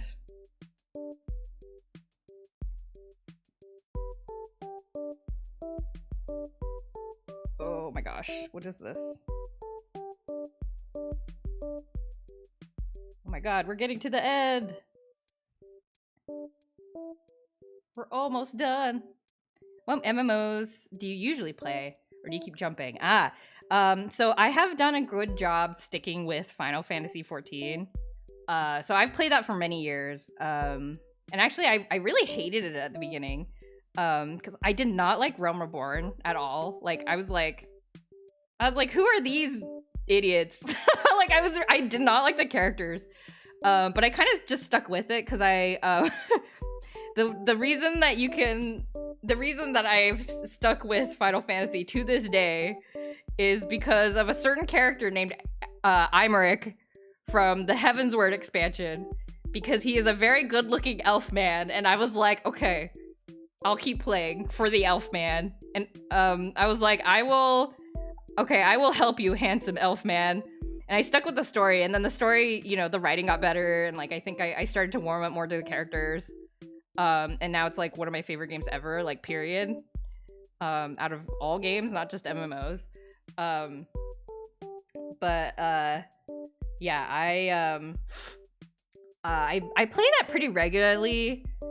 I'm mostly a story player though. I used to get very very nervous about playing multiplayer content because I felt like I was doing it wrong all the time, which I probably was. But there was also like not as much like quality of life back then, so it was a lot harder to tell things like, you know, like, gosh, I don't know, like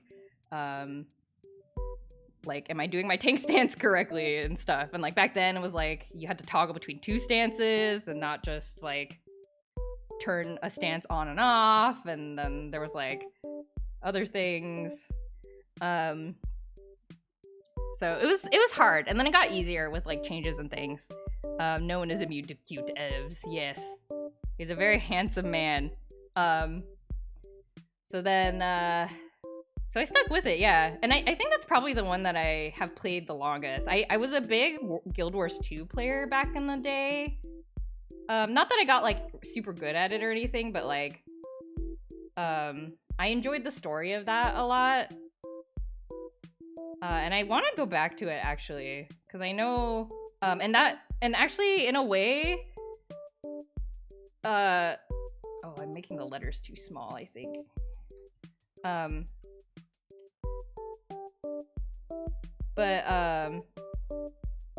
That one actually you don't need to worry about like catching up necessarily, is what I hear. Is that a lot of Guild Wars 2 players say like, oh, you can just like jump in whenever you want. Like there's not like too much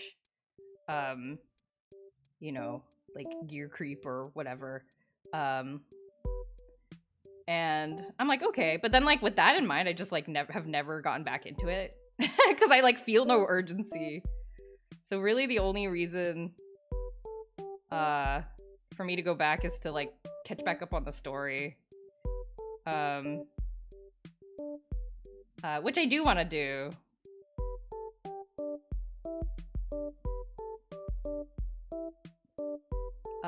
And then way back in the day, I played a lot of Ragnarok Online with friends, but I wasn't very good at it because that is an extremely grindy game, and I wasn't as grindy as some of my friends were. So I was like always behind compared to some of my friends. That's okay. Yeah, I think those are probably like the 3 MMOs that I've spent the most time on in my life. I'm trying to think if I played anything else. The Golden Age of RO, yeah. Yeah, Fancy Wig knows what I'm talking about. Those were the days. Okay, I'm wondering if I want to actually do these like highlightings.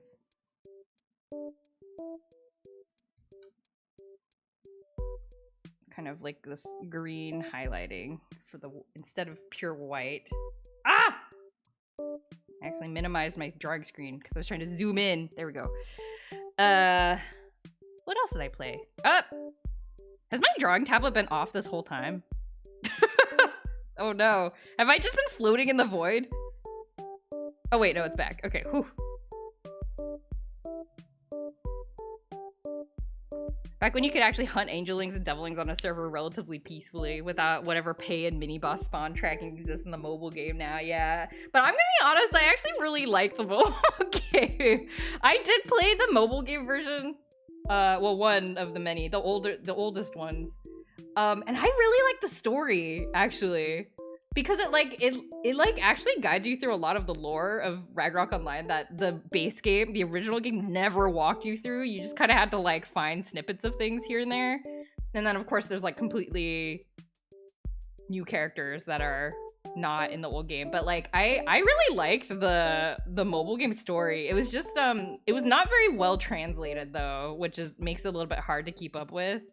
But that was my driving factor to leveling up my character and like finishing content, because I wanted to progress in the story, and it was like locked behind certain levels. No hate to the mobile game. I like the little input. Yeah. I mean, it is definitely a cash grab. Like it's there is no, you know, there's no way around that. It is 100% a cash grab, but it is I did enjoy it. Yeah, the minimal vibes. Yeah, it's relaxing. Sometimes I'll put on like 2 hours of like Prontera music like on YouTube, and I'll just like listen to that.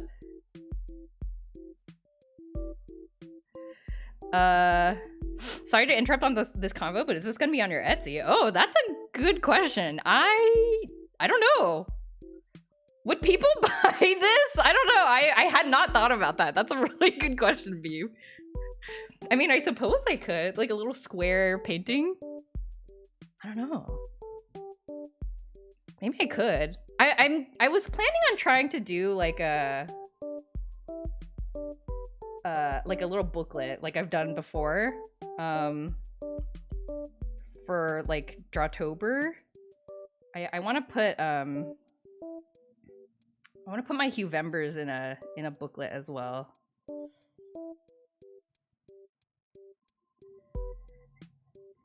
I think this would look really cute in Baby Beeb's room. Oh, really? Oh, well, that is a great compliment. Okay, I will. Should be pretty easy to set up as like a print buy. I mean, if I'll set it up for you. How about that? I'll set it up just for you, Beeb, and then if other people like it, then great. I would need to. Yeah, I'll have to order some prints, but I'll get it set up for you. How's that, Beeb? Yeah, because I mean, if people like it, then yeah, sure. Go ahead and take a print of it. I feel like I played Ragnarok Online only for a month or less. That was about 20 years ago, but enough so to have nostalgia for how the game looks and feels. Yes, I do think the nostalgia part is very strong, which is I think why the Ragnarok developers keep remaking it, basically, because people keep downloading it. You know, it's like people keep buying Ragnarok Online because it looks good. So it's very powerful, the aesthetic of it. Picking a random piece of lore from disparate visuals and wandering a fairly empty map of weird biomes is like exactly what I want. Yeah, that totally makes sense. Etsy, yes, I do have an Etsy. Do I have a command for my Etsy? I think I do. Ah, yeah, there it is. I do have an Etsy. I normally have more stuff on there, but don't worry about it. I haven't been that good in general, actually, about like being like updating my shop with stuff. That's okay. I'm not about the grind set in my hobbies. I'd rather just be like enjoy things. And there's a bit of like a color thing here. This right there, right there. Is that correct? Kind of. Okay. Keep learning new stuff about my favorite Luigi's Mansion streamer. Well, thank you. Yeah, I'm kind of all over the place. I have many hobbies and creative interests. So, you know, things kind of just, I'm in various places. I did Artist Alley for a while, which is kind of where my Etsy came from, and then I just kept doing the Etsy because I don't know, like I wanted a place to like sell my stuff, but without the pressure of, or not the pressure, but you know, like the difficulty of flying to like a new location, like setting up stuff physically and all that. I I shouldn't have drawn the letters first. I should have done this first.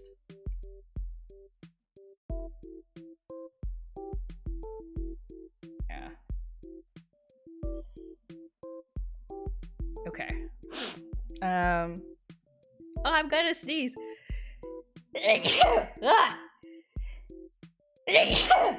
Excuse me. Okay. Aw. You tried opening Luigi's Mansion yourself the other day, you got scared? Oh no! It's a scary, it's a little bit of a scary game. I was scared at first too, and then I don't know if this will happen for you as well, but at least for me, I kind of, like, the scariness sort of gave way to, being frustrated about trying to catch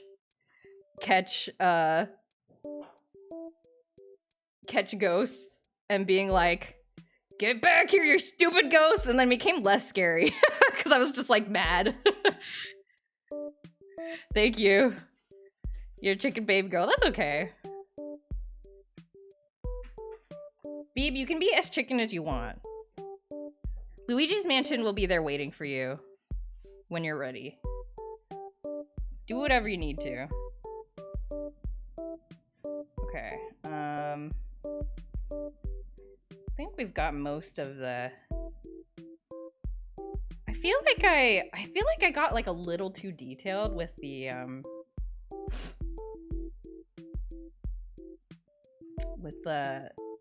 reflections, but I don't know. I won't worry about it too much. Oh, I gotta do the refraction. Look at this visual refraction right here. Yeah.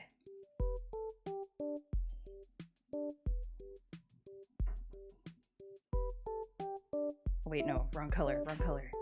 I should do it like this.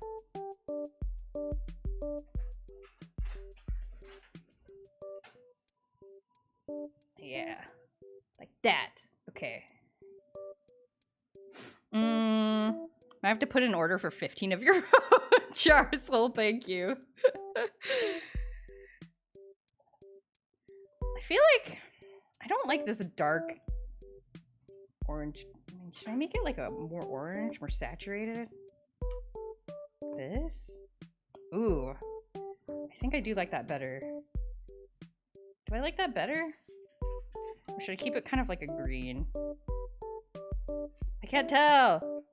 Do I like this better? Or maybe like just like a lighter yellow like this? Oh, I guess basically yeah, I think I do like the orange better here. This big section. I do D&D, and they're perfect as cute tokens to remind players that they have potions. Oh, that's such a great idea! I had never thought of that. That's a great idea. Yeah, the players forgetting about stuff in their inventory is like so real. Extremely real.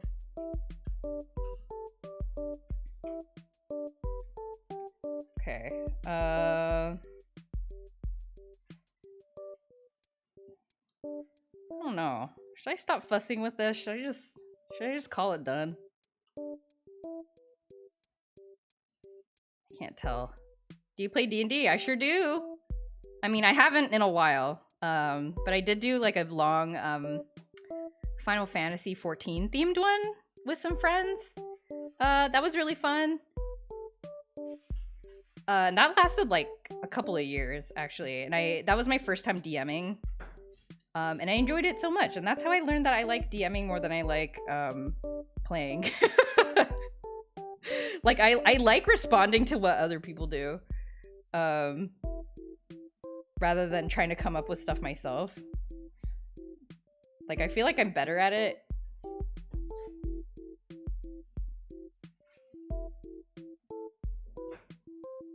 Nerd. Heck yeah. Heck yeah. Okay, and we have some lights here that maybe I'll just simplify a bit.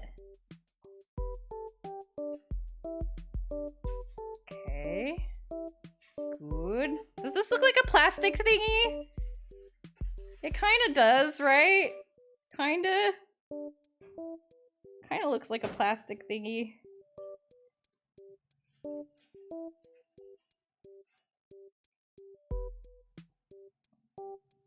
Trying not to get too scribbly and just like focusing on big shapes. Big shape. Big shape. To sort of just suggest the form. I need to draw the chain.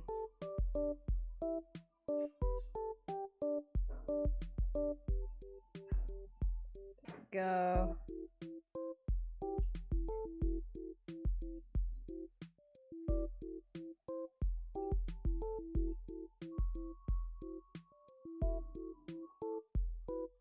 Okay. Oh, this has quite a bit of shadow.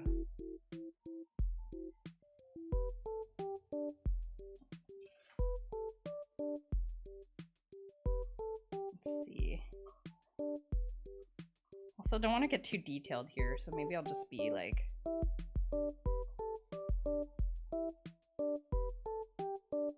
big shapes. Big shadow shapes.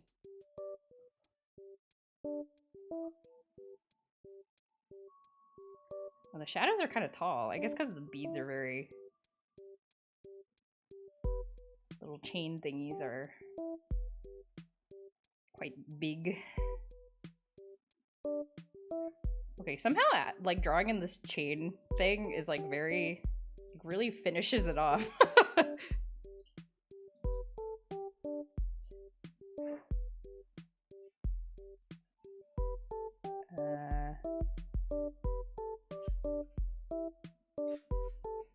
Big shapes. Big shapes. We need a little bit of dark reflection in there.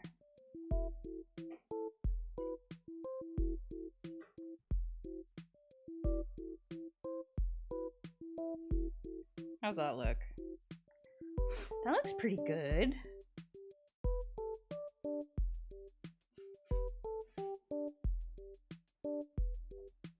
Looks pretty good. I'm gonna muddle the words a little bit because there we go. How's that? Managed to trick a bunch of streamers to play D&D for the first time. Whoa, how did you manage that? That's impressive. Wait, let me get into this. Oh, I didn't do the, okay. Oh, that's the furry dog face layer. That's impressive. I don't know how it would trick. I had a really hard time finding people to like regular play D&D. like among friends, like people that I know.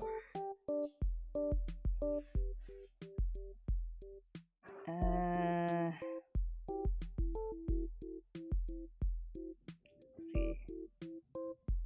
So I'll just put that here.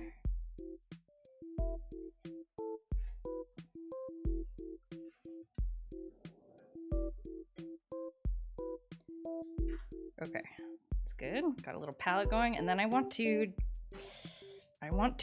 draw shadow, but I feel like I'm going to ruin it if I try to put in shadow.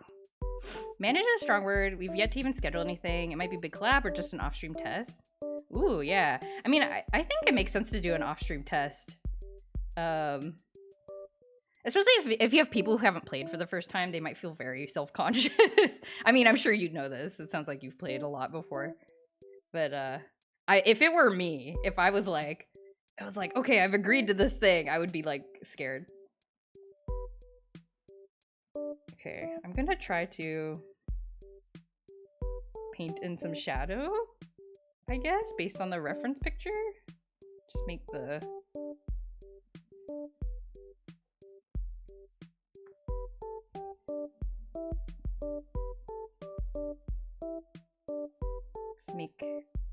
give give everything a bit more dimension. I should use a lighter color, perhaps. Oh yeah, look at that Mimitchi pop!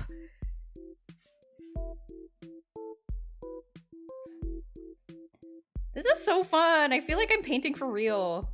For the first time in a really long time. I haven't done this. I'm realizing how long it's been since I've done like actual painting.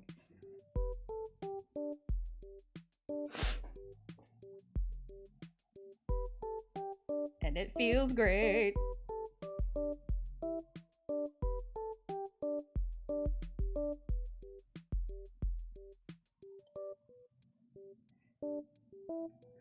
But yeah, that is the final boss of D&D.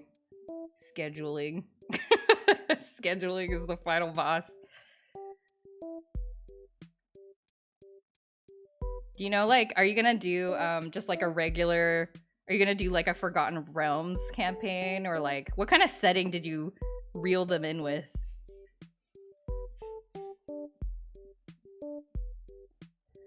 Scheduling. It's so true. It is so true.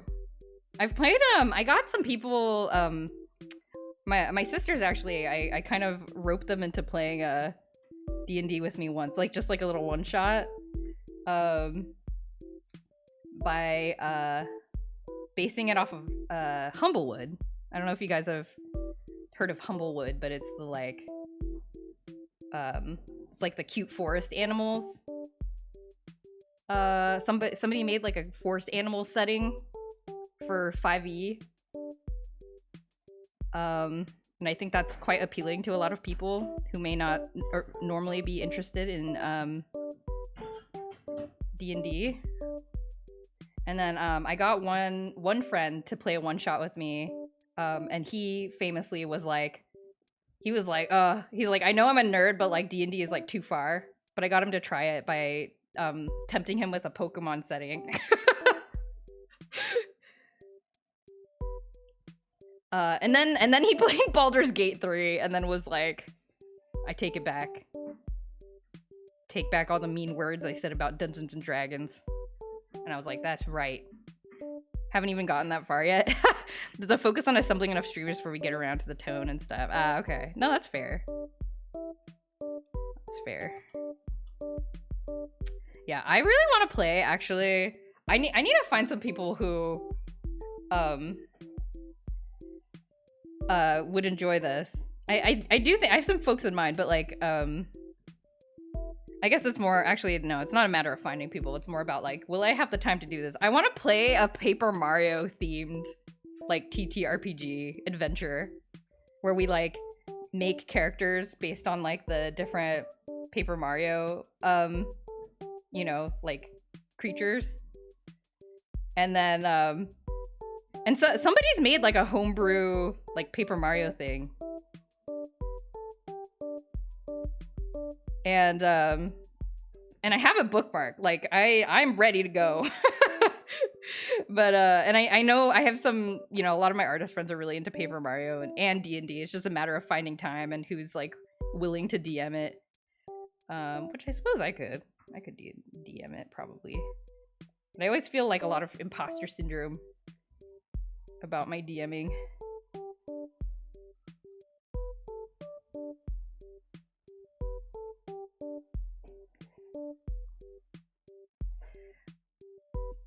That was very close to my experience, I feel. Just being absolutely repelled by it as cringe, and then one session with the right people totally broke that illusion. Oh, really? Fancy Wig, I actually did not know that about you. I thought you were, like, super enthusiastic all the way through. That's so interesting. I learned some lore about Fancy Wig. I did not know that.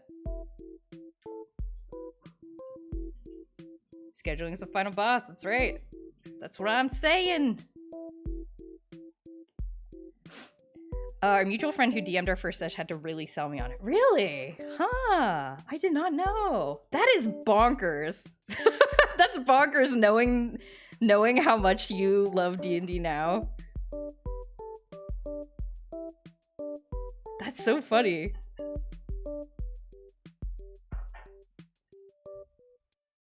Okay, I'm trying to not be too, like, blendy with the backgrounds.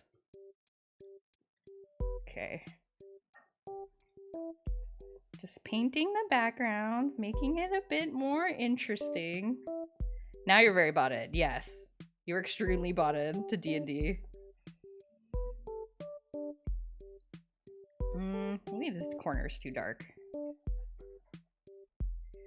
Happened to a bunch of my other friends. Now our group has all taken a turn DMing. It's just game to do whatever. Oh, that's awesome! Yay. Yeah, I need to make more friends who are, like, willing to DM. Though I'm actually happy to DM. It's just that it's more like I feel bad because I would love to DM more games for my friends, but we are all busy all of the time, and that is mostly the problem. I wonder if I should put in some color jitter in here. I'm kind of just using a monotone palette for this. Or will it make it too, like... Like, if I start doing this, will it make it too eye-catching? Yeah, maybe. It's nice to have the pivot option to pivot on and off. Yeah, for sure. Or just, you know, just get some, like, different styles in there, you know? Because I'm sure I have, like, a very particular DMing style that, like, you know, it'd be nice to change it up. I love DMing, but there's some stretches where I don't have the mental bandwidth. So having a group that's game to take it over is great. Yeah, so it's like, then you can, like, at least play, you know? Yeah, I still have, like, this library of solo RPGs that I have bought and downloaded from various places that I'm still like, oh, I gotta do these someday. And I think they're basically just, from what I understand, just basically, like, kind of guided prompt, you know, storytelling things, which sounds very fun, but I just have, and, you know, you roll dice and stuff to figure out what happens next in your story.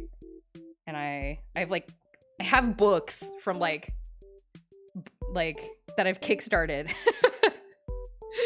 that I'm just like, I have not made the progress.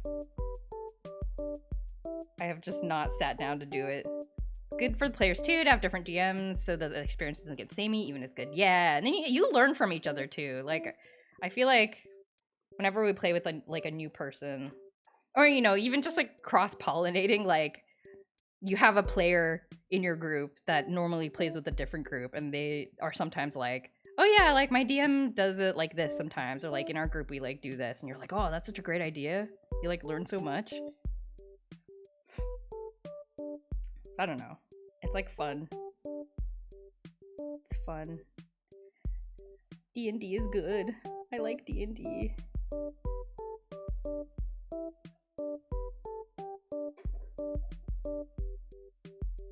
I'm struggling with the shadow placement. I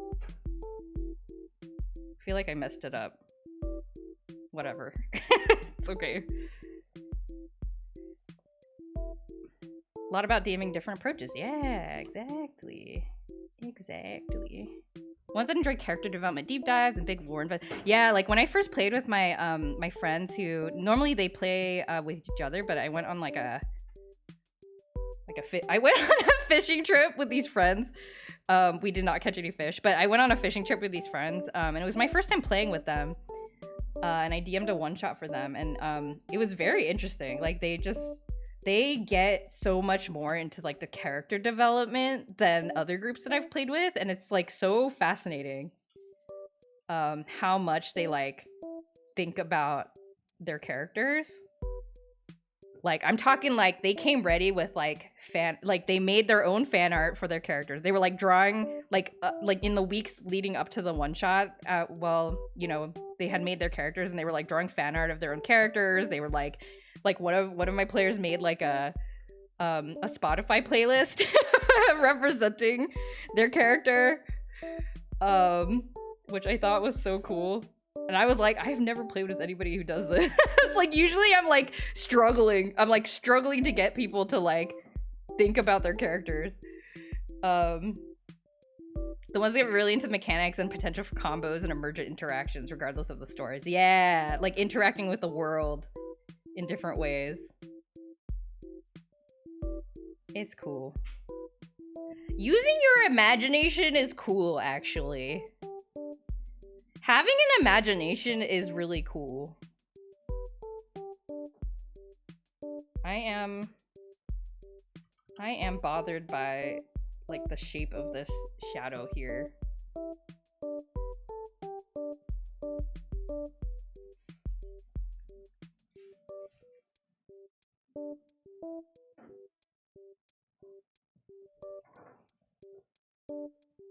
Okay.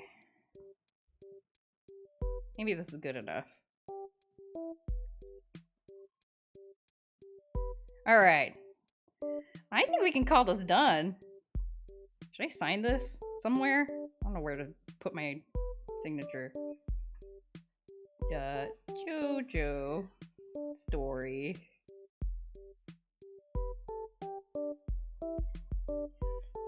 $20.25. There we go. All right, friends. I think we've done it. We've painted a still life for the first time in a very long time.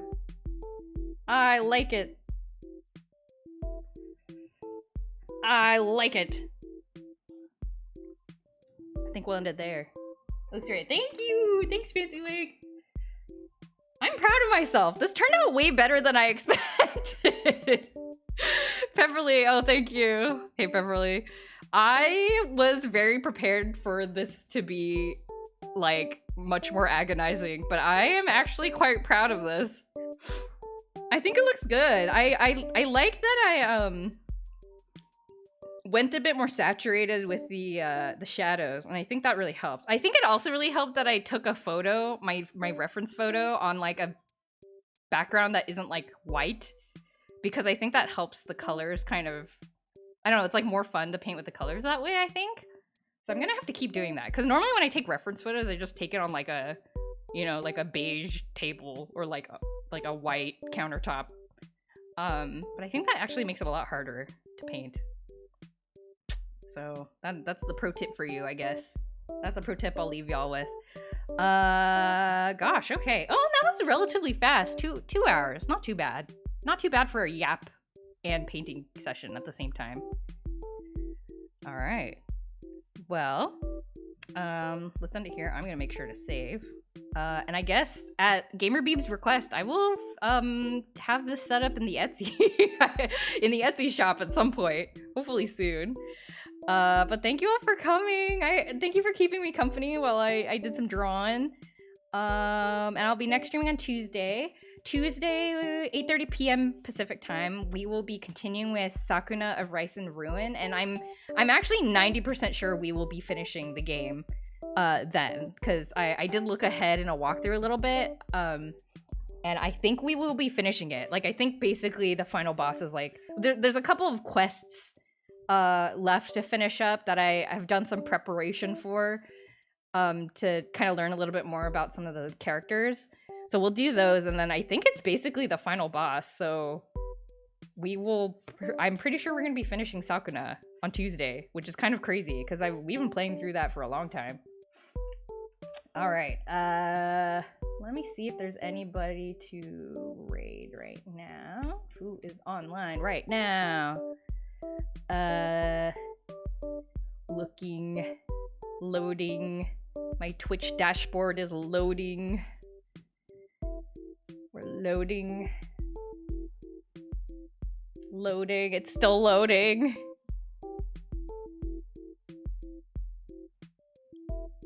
Oh my gosh, I'm so proud of myself. I'm proud of myself for painting.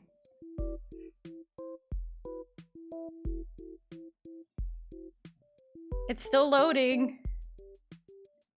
Okay, who's raiding? Who can I raid? Oh, just in time too, because I think my vertigo is coming back. I think because I'm hungry. Ah, my head. Okay, let's see. Oh, Poki's playing Pikmin 4? Ooh. Who else is on?